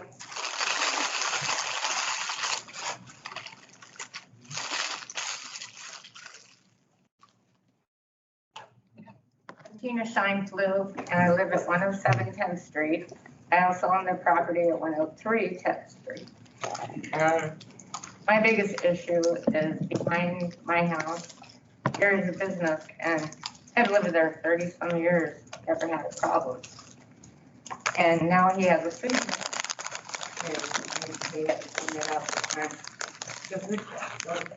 I have a lot of traffic in my backyard. And so I just need to map. My residence, that's right up, residential, and that's right up to commercial. And I have planes, trains, and bills. And I've dealt with that, and that's fine. But the food truck, it's not good. So we really need to think about how this is going to affect those people that live in that transitional area. Thank you for your comment. Jason? Jason Kegley, I'm the branch manager at First National Bank at 301 5th Street. It's my understanding, and I just wanted to share my opinion about the transitional areas here, is that it's been made very clear that in the commercial district, what we want to see there is retail and restaurants. And I think we are all in 100% agreement. That's what we want to see on the first floor in this street corridor. So there's other businesses that want to be in the Valley Junction area, and we have to give them a space for them to go to. So for example, we already kind of have some of these. The one that comes off the top of my head, Valley Junction Insurance. They're in a residential home and converted into a business. And I think that, to me, makes most sense for these transitional areas. That's what we're looking for, and I don't think anyone in this really committee is looking to open a restaurant up, on, to be up here by Phoenix. I mean, that doesn't make sense. So, but having, for example, an insurance office there, that does kind of make sense. Is it out of line? I really don't think so. That's just my thought on these transition areas as you get into discussing about that. Is we already have some of that. Is that something that we want to completely get rid of? And think if you're not going to allow those businesses in these areas, they're going to be confined down on Fifth Street. And even though we wouldn't want to see them on Fifth Street, we can't keep them from being there. We can't keep a property owner from renting to a particular person. Like, we can't discriminate that you can't have that business in your property if it's an office. I mean, there's no real way to stop that. So we have to give those businesses a space to go because they're still going to want to be down here. So that's just my comment on those transitional areas. Thank you. Thank you, Jason. We do have 7 minutes left of this time period of this motion here, but yes, Renee. So on the transitional side, I mean, can you discriminate? You can say that you can have an insurance company, but you can't sell cookies or whatever kind of cookies they might be selling. I believe that would be. We can regulate the use of land through the zoning, right? So we could allow office use, we could not allow. You can't do that. You can't do that on the business district, but you can do that on the transitional. That's what we're saying? We can regulate the use in both commercial areas. So on Fifth Street in the retail, we could say unless you're a restaurant or retail space that you can't be in that space. Is that what we're saying? Because that's why we don't have enough. Some communities do that. I don't really recommend it because from a landlord's perspective, from a tenant, it gets. But you would recommend it potentially on the transition area. I think that's different because we were trying to keep that residential character, right? To do that, we can't have a real intense use like a restaurant or something that's going to generate lots more traffic and parking. So that's different than allowing an office use on. Mike. You had your hand up for a bit. So a couple concerns. Tina talked about the uptick in traffic. You start plotting these in the areas, that's more traffic to the area. One thing that's cool about our neighborhood, we're pretty tight knit. We know who comes and goes. We keep eye on. You start bringing all this extra traffic in with social media. You don't know who's coming in your neighborhood. Now on Fifth Street, that's designed for that. You start having random businesses. It's a safety issue at some point. And then two, how many houses are in that district right now that could possibly go to, do we even got a number on that? Is that 50, 60 houses we're talking about we could convert over? That's housing stock we don't have right now. And as a resident, I think a lot of these guys would have the same opinion. If you go through and I have a business here on this side of me and a business here on this side of me, what a freaking nightmare. Mike's got a question. I just wanted to ask you if you are aware of the parking restrictions like where I live in the 500 block of Fifth, as far as they passed the thing where we have a setback where you can't park within 3 feet of any driveway. So that cuts the amount of parking up in that area in half. That's the current regulation. We might modify that if it makes sense. Yes, I do understand. That's the current rule. Good luck with that. We tried it.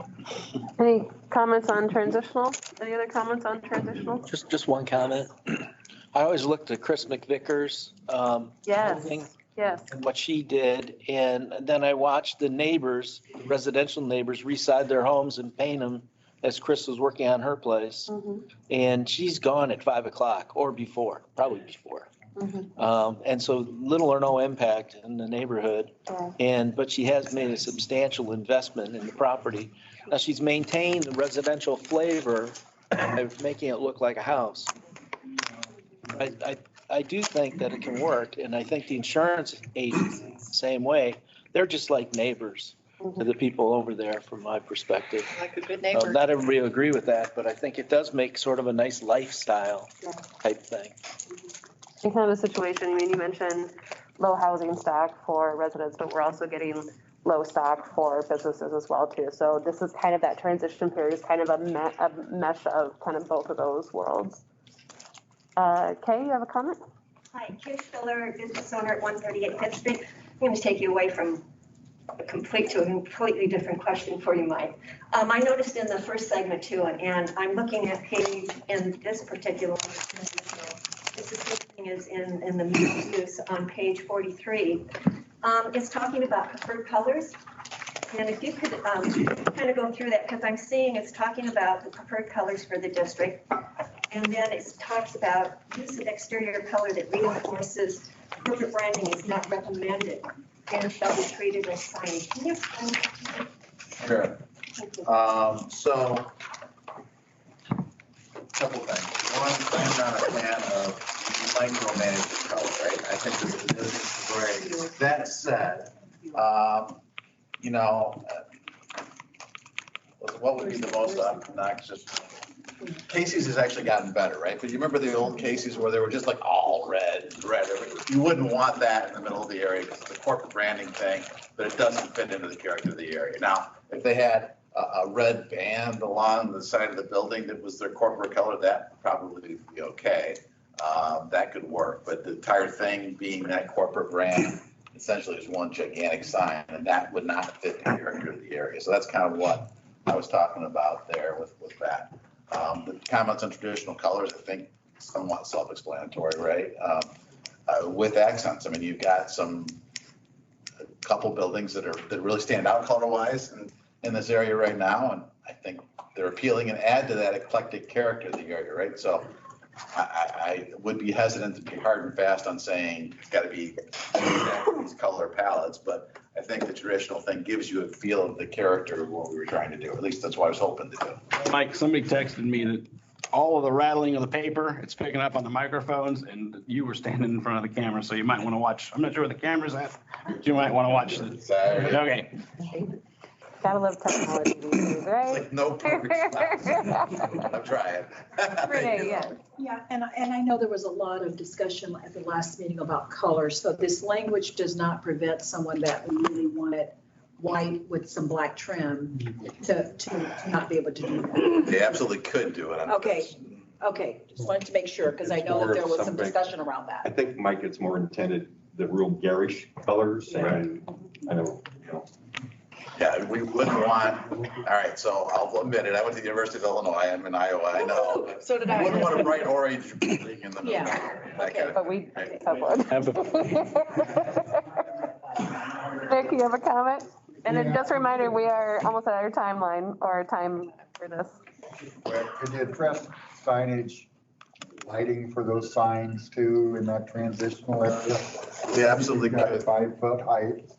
Right, and then some of that's actually in the code right now, but it's basically keeping the scale and character of those signs much lower scale, pretty consistent with the signs that you see now for some of the uses that are out there, right? You wouldn't want a big glowing bright box sign or a digital sign or anything like that in a transitional area. You want to keep it small in character, kind of like a real estate sign or that kind of thing would be what we would look at in transitional areas. there's examples, I think, of what you were looking at on page 47. Yeah.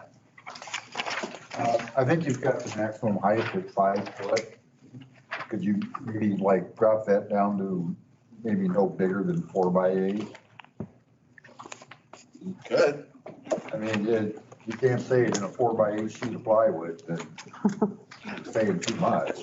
Maximum square footage, I don't remember what the number is.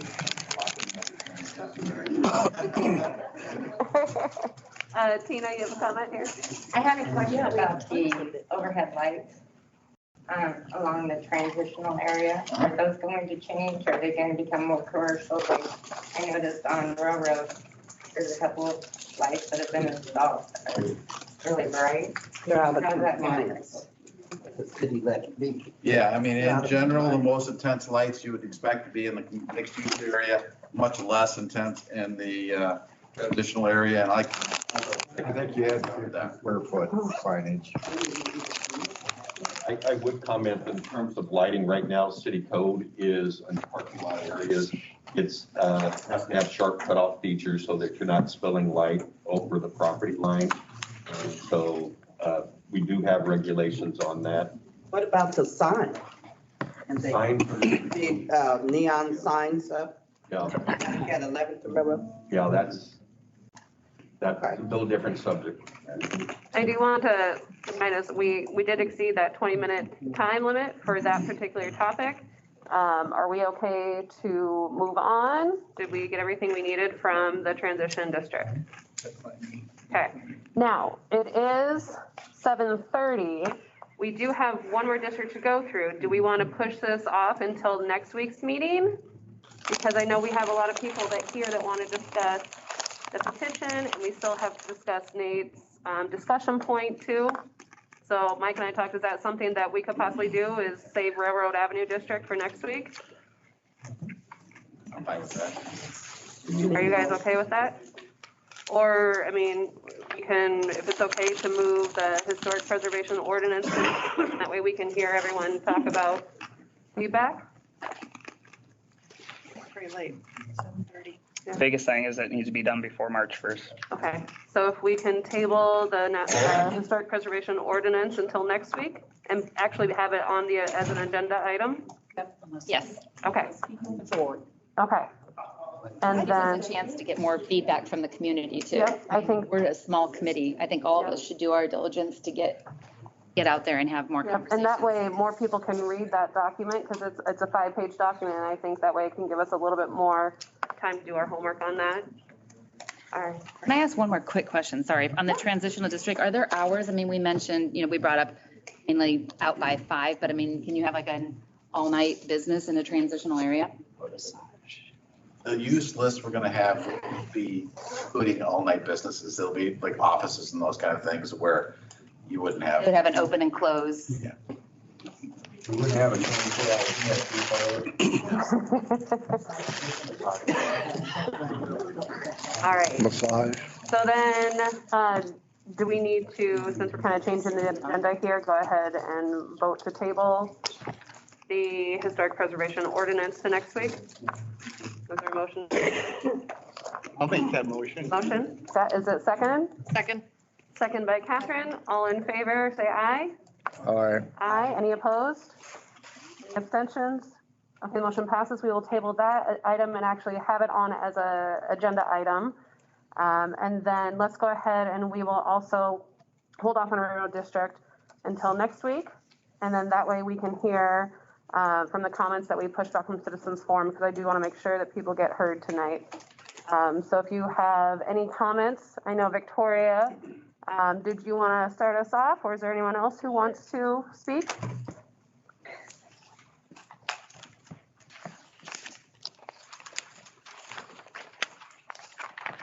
I think some of the issues that were in the petition have been talked about tonight and probably on the same page. There are other things that are not. And of course, the first one was that we don't want any more 3-story buildings.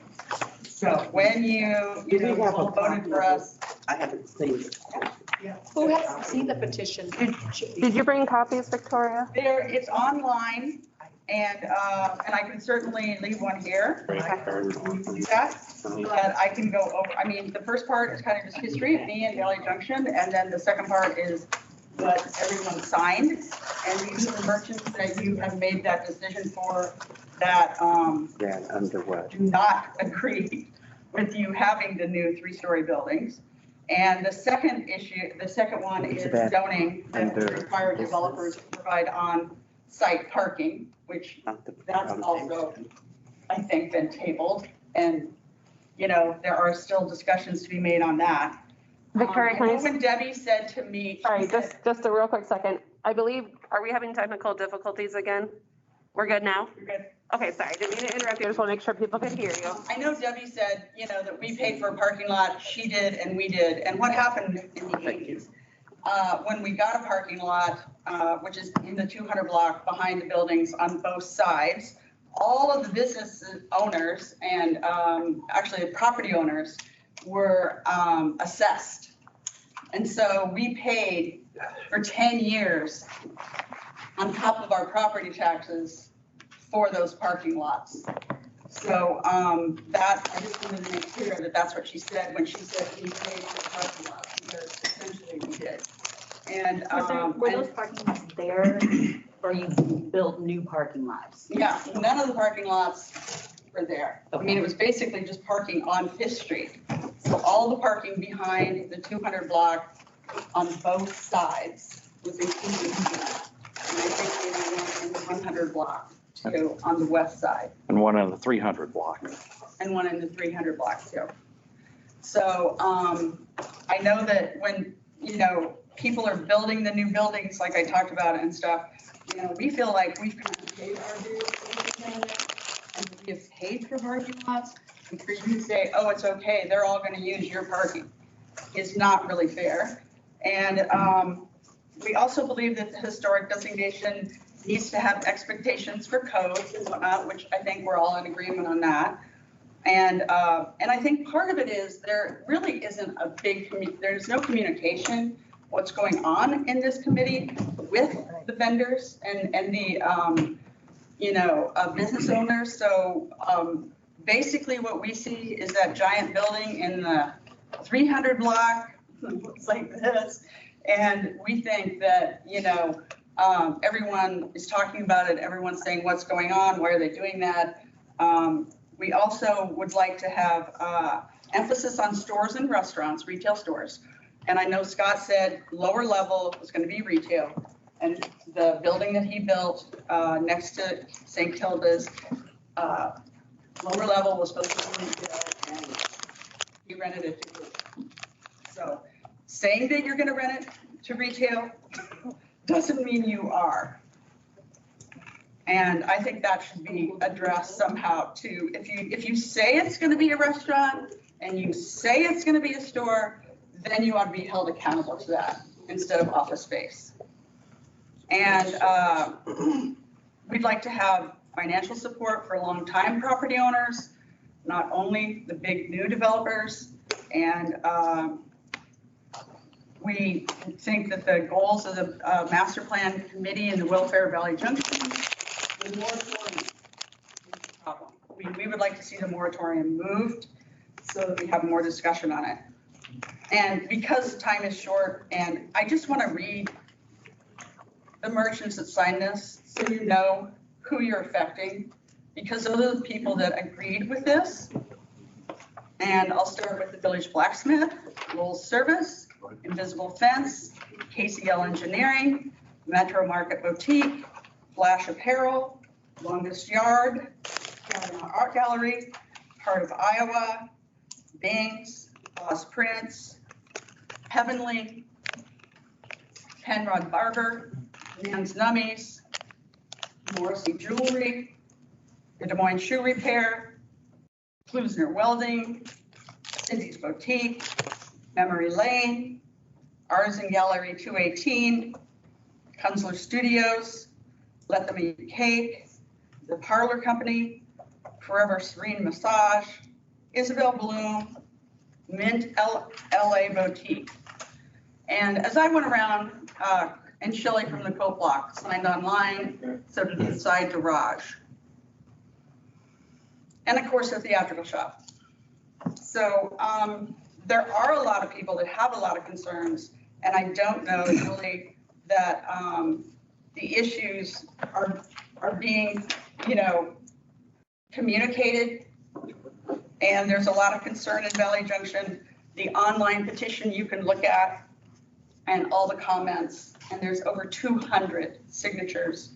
And there is, 50 or 60 comments, and all the comments say, leave Valley Junction alone. Let it be what it is. Of course, we can have, new things come and go and all that kind of stuff. But people love Valley Junction the way it is. And we think that when you see a building that looks like this, and it's going to be all offices, we're afraid that Valley Junction is going to turn into nothing but a bunch of offices with no parking. So.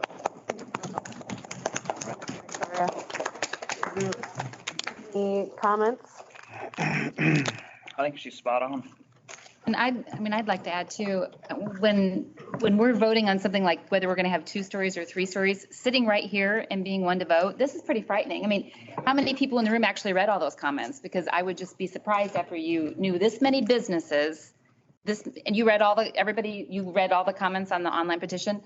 Okay, so when you're making that decision, this small of a committee to just move forward on something, me voting myself, it makes me feel very uncomfortable. This is a pretty small group with not knowing what, obviously, the majority of the community is hollering and saying, this is what we want. And are we just voting on, what we personally want, or what, just a small group of people?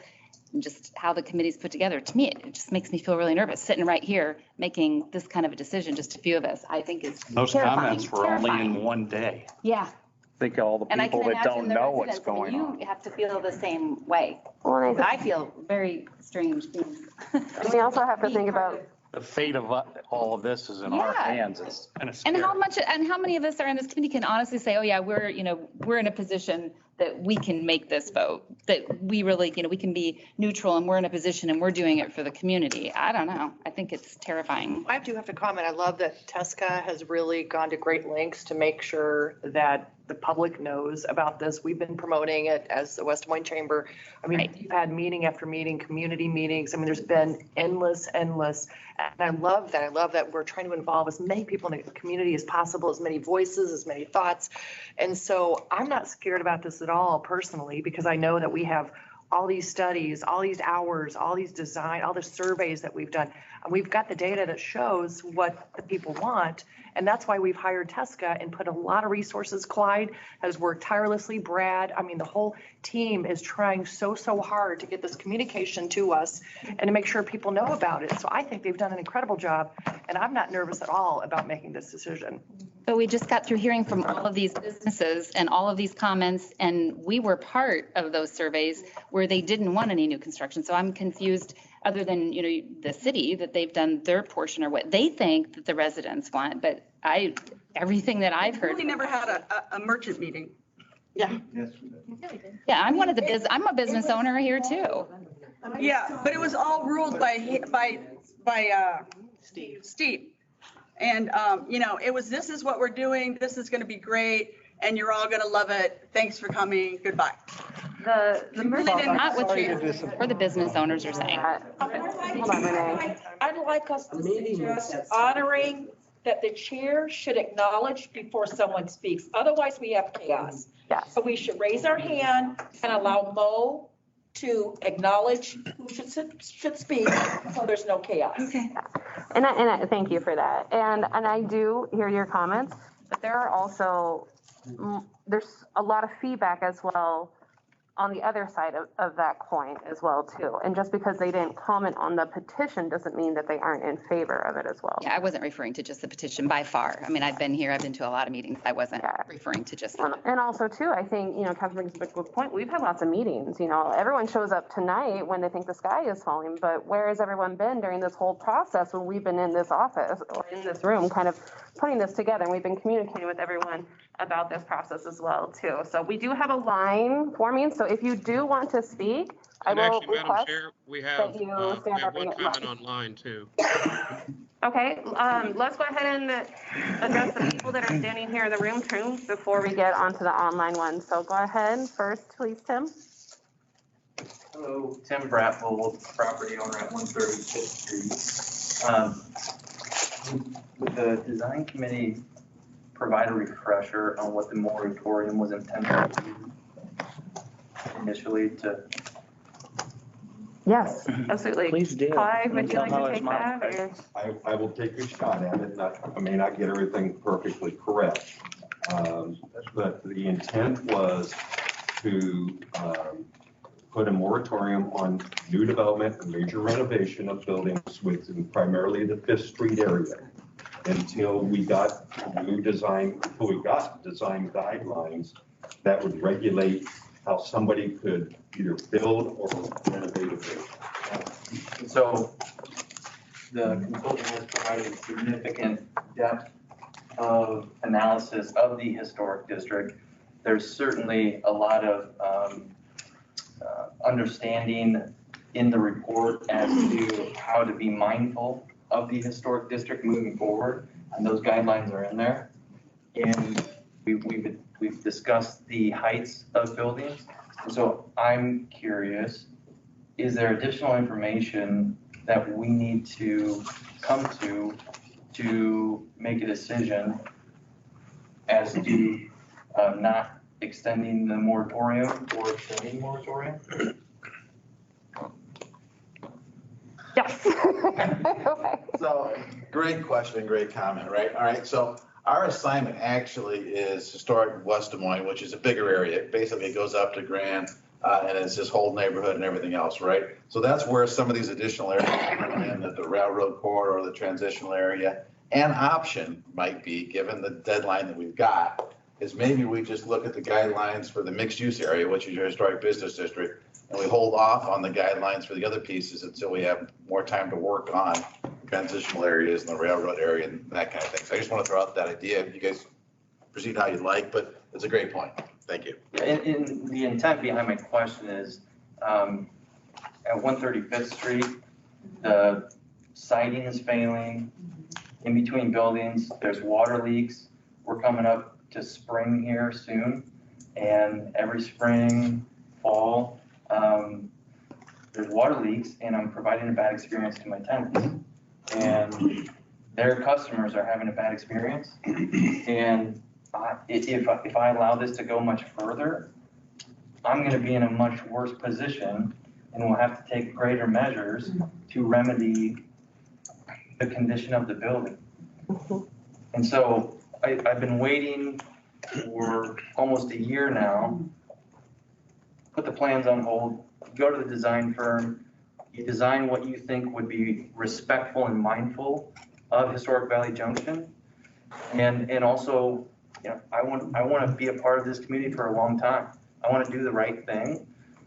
I'm concerned to bring that plan forward with so many competing opinions, because it costs money to develop that plan. It costs a couple $1,000s to update that plan. If the committee comes back and they don't, you know, if one side likes it, the other doesn't, well, I got to go try and figure out what the right approach is moving forward. And so I would just ask and invite any comments about coming to a consensus. If we have some respectful guidelines that are mindful of Historic Valley Junction, and coming to a consensus and allowing property owners to make modifications to their building if it's respectful of Historic Valley Junction, to preserve what I believe I owe to the tenants. Thank you for your comments. Meredith, can I ask him a question? Yes, absolutely. Tim? Oh, No, Tim, just sorry, Tim. has a question for you. How long have you owned that building? About a year. Okay. Over a year. All right. And the gentleman who owned it before me had deferred a significant amount of maintenance because he was ready to get rid of it and was just waiting for the right person. So the maintenance is long overdue, and provide a good experience to the tenants and to those that occupy that building as clients. It's well past its life of needing an update. Okay, thanks. Well, and I thank you for wanting to fix up your building, and not only for your tenants but yeah, the customer's experience, absolutely. And we want them to come down and not feel that Valley Junction is falling apart in Champlain. So thank you for wanting to pick. Thank you for your time. Hi, everybody.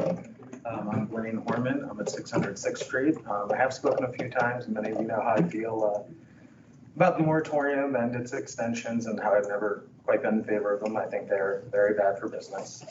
However, I just want to, a lot of the attendance tonight is based on some interest in a petition, and I just wanted to call some interest to this petition, because oftentimes in the last 18 months to, we could even push this 5 years, we're hearing a lot of the same complaints. A lot of the same issues are handed in time and time again, and that's how the subcommittee was formed. The subcommittee was formed with equal parts of business owners, residents, city council members, to be nonpartisan. However, I want to call out, something that really caught my eye in this petition here that kind of bothered me. and I think many of you are gonna pick up on what I'm referring to here. What just jumps out at me is this paragraph here. Many of us, end quote, many of us also feel that the committee members share the interest, that not all the committee members, excuse me, share the interest of historic Valley Junction businesses and do not have the heritage of our community at the heart of their work. We are not confident that this represents our common interests. I mean, I think that sends a really bad message. First of all, the residents like me who moved into this neighborhood who did not grow up here, but certainly have a vested interest in the neighborhood, certainly want to see the best future for this neighborhood. And I believe this committee is the only path forward to kind of work through that and to continuously try and just destroy every path forward as a, you know, we're not being heard, you are being heard. Everyone here is being heard. There's equal representation. So this, you want to go to this petition, you'll see my name on it. I didn't verify my email on that. I did not put my name on this email here. Looking around, auto-filled from my computer, my work computer, and my name populated. So this is not change.org. I would question some of this. Thank you. Oh. Are you Mr. Poopy Pants or? No, Blaine. Because that was on there too. No, Blaine Warren. Sorry. Lindsay, yes, thank you. So I am Lindsay Zimmerman. I am also extremely nervous. So, I actually reside at one, see, I don't even know my own address. I live in Urbandale. I am an outsider. I have spent the last 5 years in Valley Junction, employed, getting my paychecks from Valley Junction. These paws helped build the Winchester, helped stain and put shellac on that beautiful back wall. So with me being here in this beautiful community and say I don't have any skin in the game, that I'm not represented, that I don't love this community, no. I care so much. I'm getting emotional now. I love this community and it's only going. Everyone had record years. Who did not? Show me your hands if you did not have a record year this year. I didn't. You didn't? I'm sorry. Raise your hand if you have lived through a pandemic the last 2 years. And you had to cut your people, your staff, you're not your staff, we all want staff. You had to cut your, you know, your people coming into your store. You had to cut it in half. All of those people that are coming to the streets, you're complaining about parking because there's no parking. 6 years ago, 7 years ago, 10 years ago, you could have a parade up and down the streets because all you had was parking. We are evolving into a 15-minute community where young people like myself, millennials, 20-year-olds, are looking for walkable, bikeable. We're so accessible to the bike path to go anywhere in Des Moines. Thank God for the 25 miles or whatever it is, a bike path right here. 15-minute communities are the next thing. We want to be the next thing. We don't want to be the last, the past. Yes, keep it historical. Yes, keep it 2-story, 3-story above the 2-story. I love that. So it's not, you know, it's not up. You know, it's not one little building with 2 big ones. I get that. I see both sides. But this community is growing and thriving, and I don't understand why everyone does not see that. I have skin in this game. I've only been here 5 years, but I'm going to be here for the next 50 years. Who are we targeting this for? Who are we making these decisions for? I respect the people that have been in the community for 50, 80 years. I respect the people that have built this community to what it is. I respect the people that have businesses that have grown to what they are and have brought other businesses to the street. We thrive because of each other. We are not divided in this. We are together in this. We need to stay together in this. People that have insurance offices, financial offices, people that make candles at the candle bar. What are they doing for 4 hours while they're waiting for their candles? They're going to Bing's, they're going to Cooper's, they're going to the Longest Yard, they're going everywhere around the block, feeding these businesses that are thriving. Okay. Talk about communication. I currently work at Momare. I love working at Momare. I love the environment that it gives. I love the community that we provide. I love all of it. I did not see the petition. Victoria and Val did not come into the store at all this week. It's very disappointing. I don't want to call them out because I understand they're passionate about it. I obviously am very passionate about this. But if you're gonna go to all of the communities or all of the businesses, go to all of the businesses. Well, she went on Monday and you guys weren't open. Always. It was open and you didn't stop by the bank. I did not go to the bank. Either way, it doesn't matter. I didn't mean to open up that can of worms, but I'm just saying, there are also people on the board here, on the council, that don't even know that it existed. I mean, I feel like if you're gonna reach out to someone, it should be the people of the board. If you wanna make a change, go to the people directly. Okay, thank you, Lindsay. I'm sorry. I appreciate your time. Yes. Thank you very much. Thank you very much, Lindsay. I started on Monday. Hi, I'm Felicia Coe. I own Cirque Wonderland. We are south of Railroad, so in the Valley Junction neighborhood, but not in Valley Junction.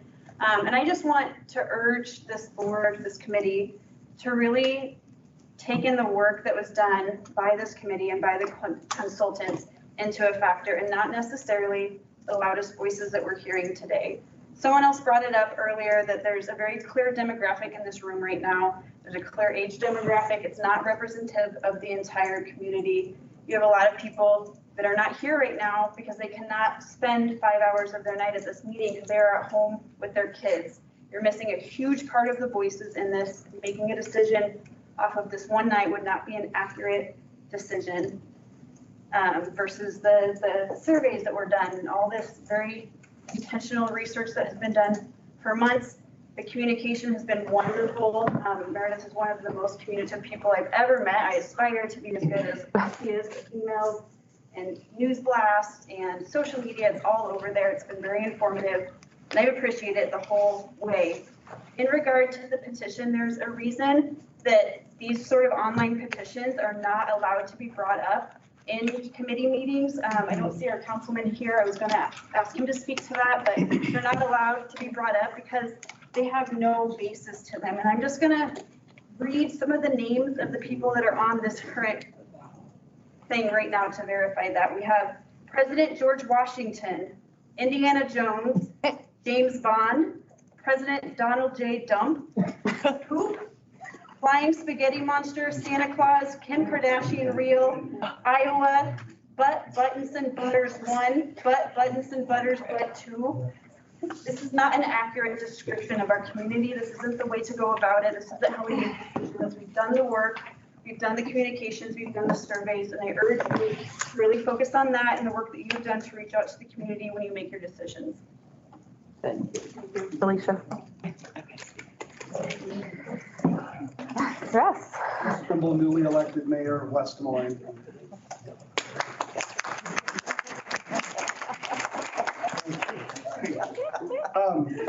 So, I got here late. I'm on kid duty. Kevin had to leave. He's got kid duty as well. He apologized that he had to go. I talked to the council about putting the moratorium in place, and then we voted on that and got it done. And the reason that we went that route is that there was, we put some economic development programs in place, and they've been a huge success. But part of that success resulted in some of the buildings that have gone up that you all hate. And, we didn't envision that there would be tear downs when we did these economic development programs, and it ended up happening. We also didn't realize that when the buildings were torn down, if they were going to get torn down, that we didn't really have design guidelines in place that would dictate how they would have to put the building back. So then the rust wall goes up and everybody comes unglued. And you know what? There's been a lot of complaints, a lot of complaining out of this crowd. I've heard it all, and I appreciate the feedback and input that we receive from you all on a regular basis. I come every Saturday that I can to your one neighborhood association meeting and just get killed every time I'm there, and that's okay. It's okay, that's what I'm here for, okay? Take a meeting. Usually I talk, everybody's head just shake back and forth. I'm just saying my name, and people are like, no, no. But, you know, some of the gripes, they've been legit. We agree as a council with you all. We want to preserve the historic nature of Valley Junction. We love Valley Junction. We love what it is. But we want to take it and we want to build upon it and we want to make it even better than it is while continuing to preserve the historic nature of Valley Junction. So we said, time out. These people have a valid concern. They went, no, they didn't have a valid concern. Yeah. You did. So we did a moratorium and we formed this committee. And on this committee, we wanted to make sure that the committee had equal representation of the people that live and work down in this area. So we have a couple different neighborhood associations, homeowners associations, whatever you want to call it. And we wanted to make sure we had people from each one of those neighborhood associations represented here. We wanted to make sure that we had business interests represented here. And this is how we came up with this committee. We didn't stack the committee so that somebody could just vote everybody off. I know some people think that, but look around. We want diversity of opinion down here and people that represent this area, that live here, that play here, that shop here. That's what we wanted. That's what this committee is. We don't run the city by petition. We've got 300 surveys that came back that talked about what people wanted to see Valley Junction look like. Like the petition. I don't know who filled out those surveys, but we've got 300 of those. We got 200 petitions from Poophead Jones and all different kinds of people. My God, people, this isn't how we run a city. You guys are representatives of everybody that lives and works down here. If we're missing somebody, let me know. Let's get them on here. Doors were locked. Doors were locked? Night. Okay, doors were locked. So noted. This is exactly, I don't know what the hell went on before I got here, but this is exactly what I wanted to see happen with this committee. This is great debate. This is great back and forth. It needs to stay civil. Meredith needs to recognize people and we don't need to have people shouting from the back like, you know, a bunch of hooligans. That's craziness. And, you know, Renee, I respect you like you wouldn't believe, but you are a representative of your neighborhood association. You formed the damn thing. You got all these people here tonight. I was at the meeting when you did it.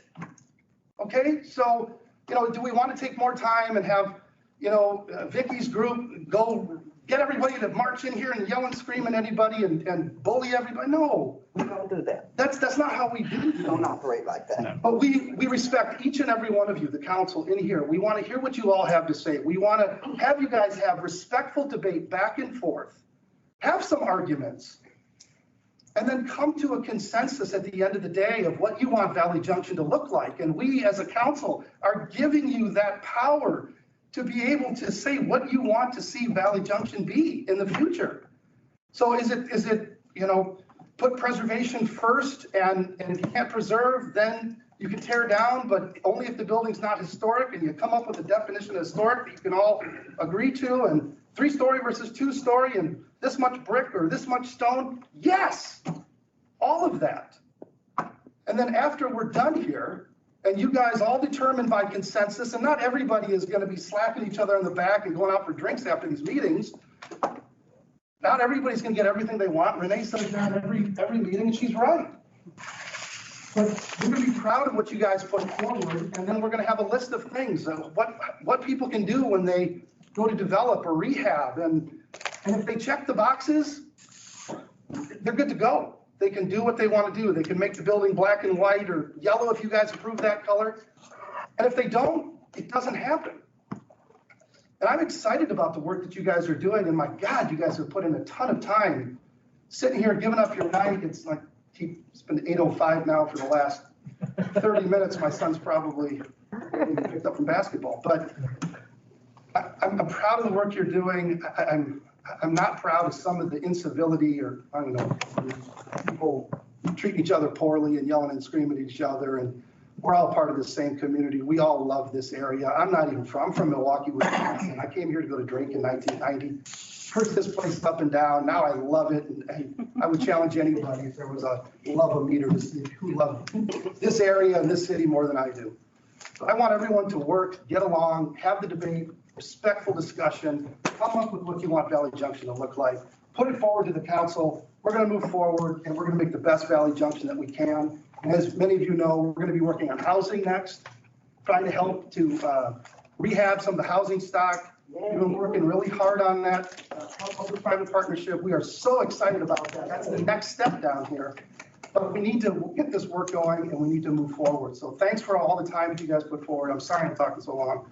Really appreciate everything you're doing. Please be respectful to each other. We don't rule by petition, and I'm not coming down on you or trying to negate all the stuff that we got from 300 different people who I don't know who that is. Let's work together and come up with the best Valley Junction that we possibly can. Be respectful to one another. Let me all be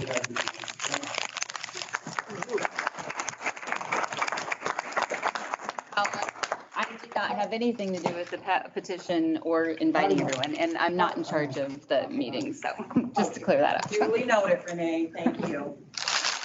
First of all, thank you, Mayor, for coming. I know that you had another obligation with your son. You've asked how things were going, and I said, going fine, we're doing okay.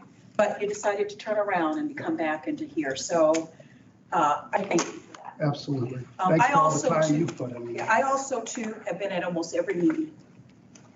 And I don't know whether anyone will remember sitting on the dais, it was I who suggested that we have a citizen committee. I sat there and I said it right on the dais. Let's get citizens together to be able to provide input such that we can try to move forward. And I know that having citizens input means lots of citizen input.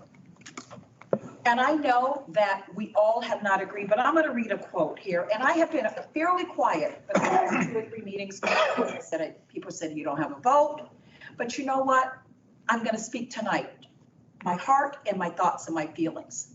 Regardless of who doesn't care, regardless of the cold shoulders I get when I walk in, the people that don't even speak to me when I come in. I've done more thinking about this area and voting to help Valley Junction than you can ever imagine. Am I right about it, Mayor? Absolutely. So no one can question whether I love or like this area. I'm going to tell you up front, I love it.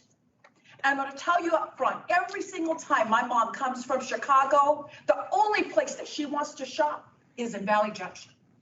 The only place that she wants me to take her is the Valley Junction. She wants to stop and get tavern pizza. And believe it or not, Nan, she wants to stop and get a cookie or two. Okay? Believe it or not. Okay?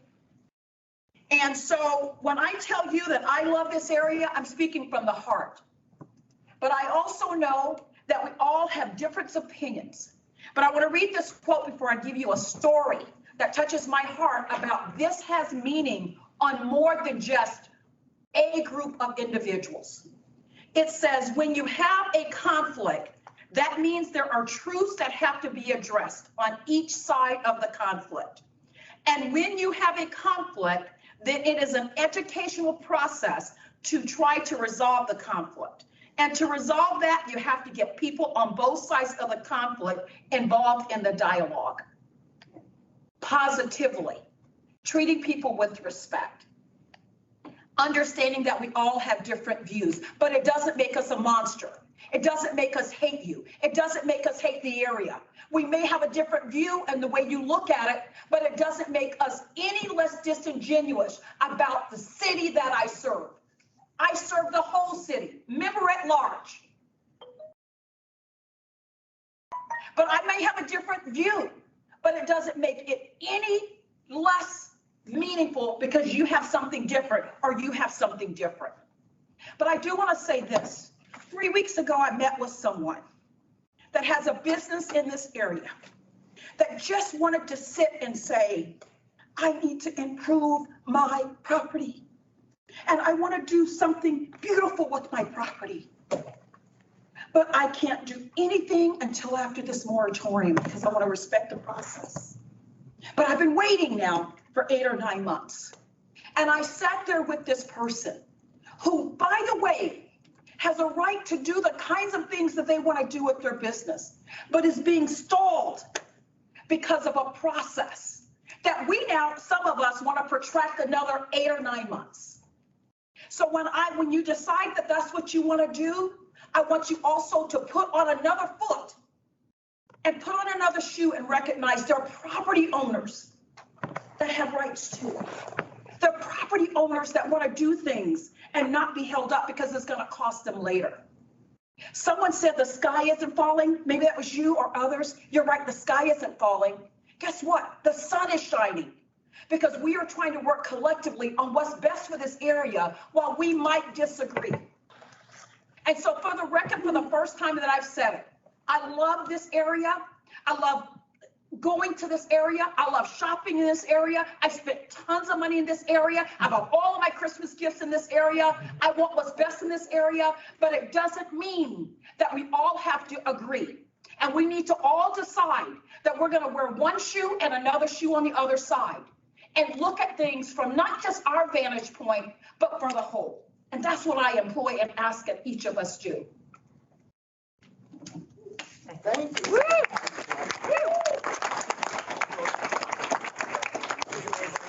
Thank you, Renee, for your comments.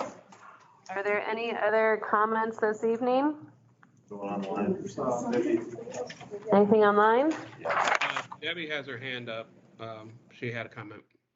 I have a comment. I just want to say to Mark Timmons, I really appreciate you coming down to this meeting.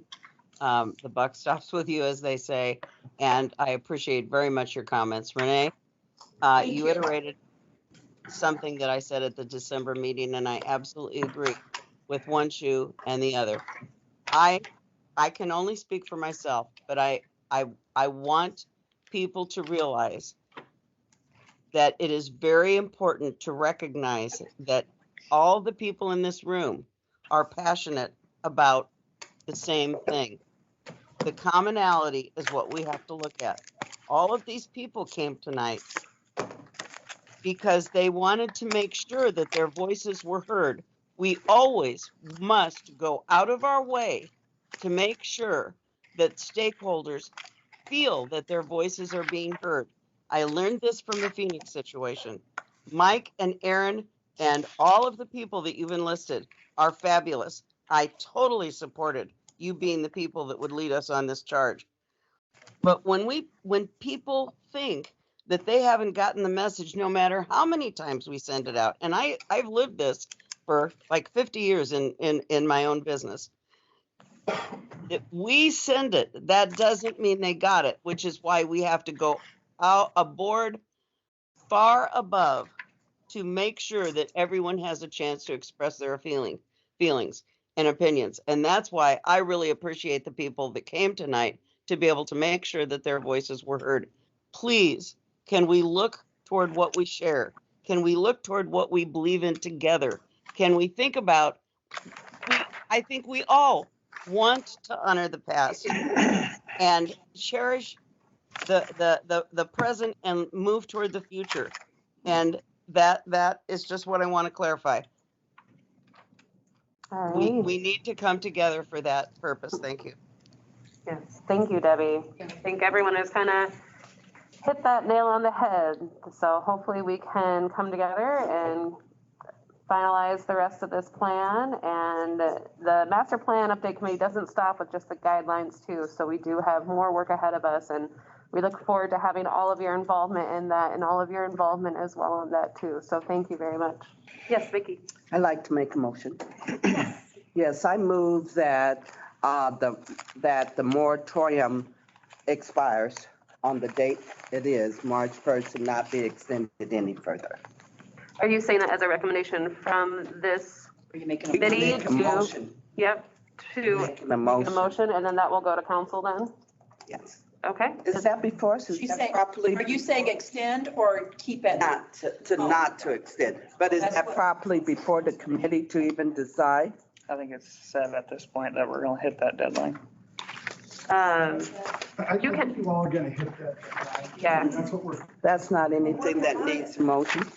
I think, It's probably appropriate at the time, if we're sitting here and you haven't, at that time, come to the council, what's your concern? yeah, because next meeting is when we actually vote on these, and then they go to P and Z on the 14th, and then they go to council the week after that. So I'm in step with that, you know my feelings. Yes, absolutely. Thank you for that. Yes, Clyde? If I could, I think from staff's perspective, and Mike, I think you would agree, Business. we want to make sure that you guys are comfortable with what gets brought forward. Okay. And so we want to make sure that we do have a thorough discussion on it, and that, as a member says, you know, not everybody's going to be happy with things, so that we at least have the discussions and stuff. Yeah. Businesses need to be able to move forward to do what's necessary to improve their business. Yes. And as long as we can have the guidelines to. We can't be another layer of regulation that people have to get through to do those changes. I know what spring means. Your water is a building's enemy, and we are literally just letting people sit with holes in their buildings, asking them to come and ask us, is it okay if I put this board or this paint touch up on this hole? I mean, that's absurd. Spring's coming, winter's coming, spring's coming. So. All right. Your comment over here? I was under the understanding that the moratorium wasn't about maintenance. Of course you can repair your roof. No, a moratorium stops. Major renovation. Stops. But that's what some of that is. It stops. Fix the water leak any day. But we've heard from people that they're feeling threatened by this committee to even touch their buildings. I mean, we are putting out a vibe, a perception to other people who want to work on buildings because of what a previous property owner just told us is what happens when it comes to that 50-50? What's he supposed to do with that? Well, that is unfortunate. That's what's happening. I guess I don't have a solution to it right now, but. And I think as long as we can follow the process and keep on pace, then we will get to where we need to be. We're not going back. All right, any other comments tonight? One thing, the gentleman that was doing 401. Yes. He wants to know when he can come back to this committee to present what he was asked to come back to the committee with. Yeah. Oh. So he has some quotes. He also received some information that February 1st, siding and construction prices are going up. He received some information, so he wants to try and get here before that.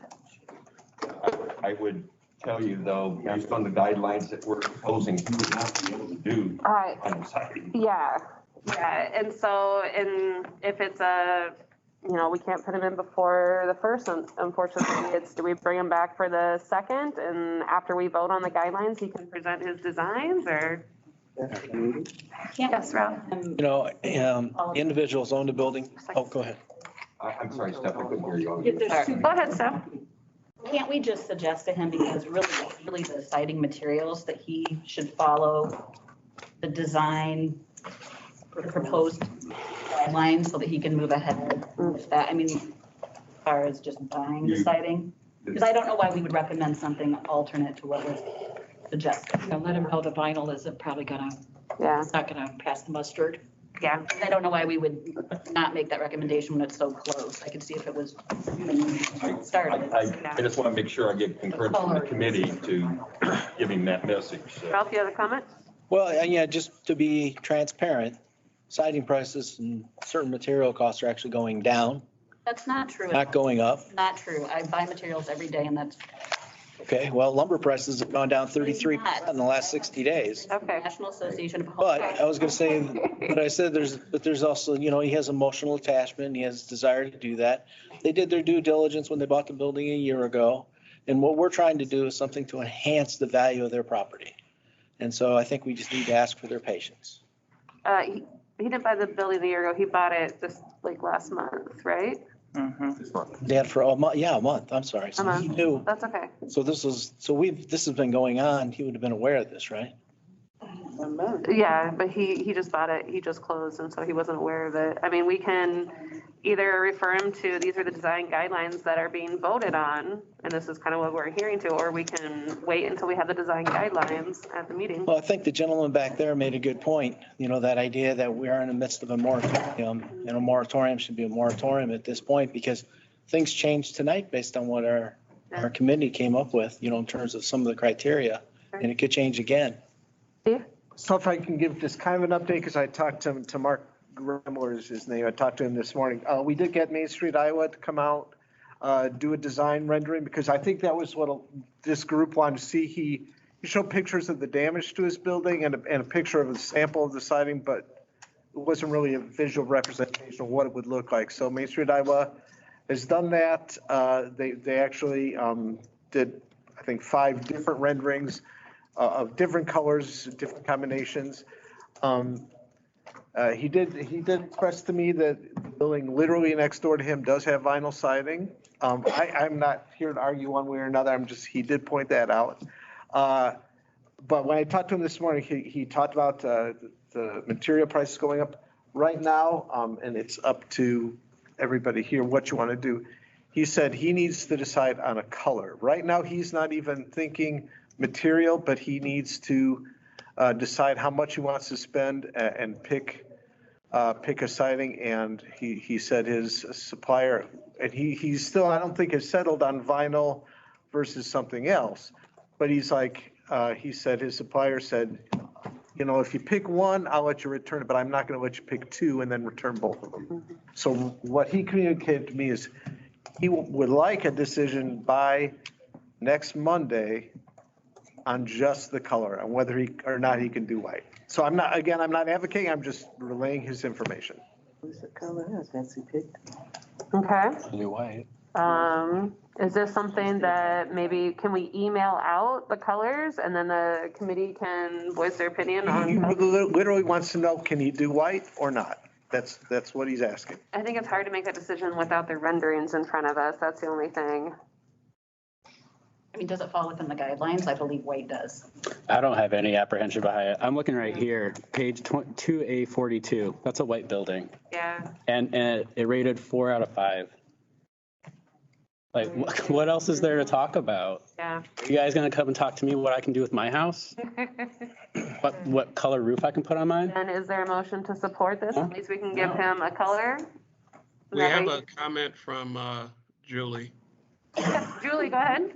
Yeah, I was just going to say, I think that someone mentioned, and maybe it was even Mike, who verified that black and white is allowed per the new guideline suggestions. So I guess now that I have the mic, I would motion to approve the black and white color scheme.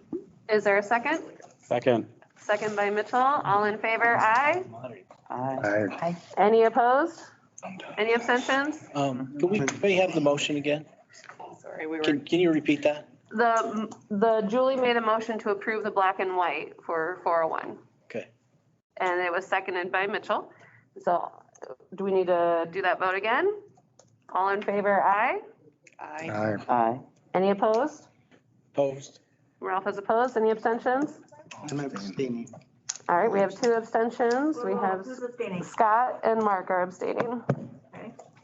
That doesn't approve him going ahead with the work, just the color. Just the color. He just needs to know the color for now. Does that color fit within the guidelines? Yes, it does. So it does, okay. So when's he bringing the material to us? I'm not sure. I guess we need. That color get you. Want him to come back. Yeah, let's finish the motion on the, the motion carries for the black and white. Thank you, sorry. And then have him come back on February 2nd. A lot on that agenda. Mm-hmm. Would he be first? I mean, are we gonna? When's yeah, we can do him first and just knock him out real quick. I think that'd be respectful to do him first. I I don't mean, want to hold him up any longer. I really don't. Can we do what you said, an email out, the rendering and? Yep. I mean, I feel for him because I've been going to lead him to go with the smart strand or that sort of a building material that is a higher, yeah. I would want him to have that information as soon as possible. I agree. The design standards have material recommendations. They do have material recommendations. So they don't, do they allow for vinyl siding in your recommendation? Not in the mixed use district. Okay, so you mean, you want to get somebody caught up in the middle of something here, and they're committing to something and thinking they're going to get vinyl siding when it's not part of the criteria. I think. Especially if you're ordering a color. Let him. Yeah, that's what's weird. Consensus in the group that let him know that the guidelines that this group is probably going to be passing forward does not allow vinyl. Okay. So I'll pass that information along to him. I have a limited attention span, Clyde. I'm sorry. I think I'm losing my attention. Longer, just a little bit longer. I'm hanging on there. If we can pass that information along to him of the guidelines and that at least he knows how to do the color. I'll let him know. All right. Anything else? All right. I say we adjourn this meeting. It's been a long meeting. Thank you. Thank you.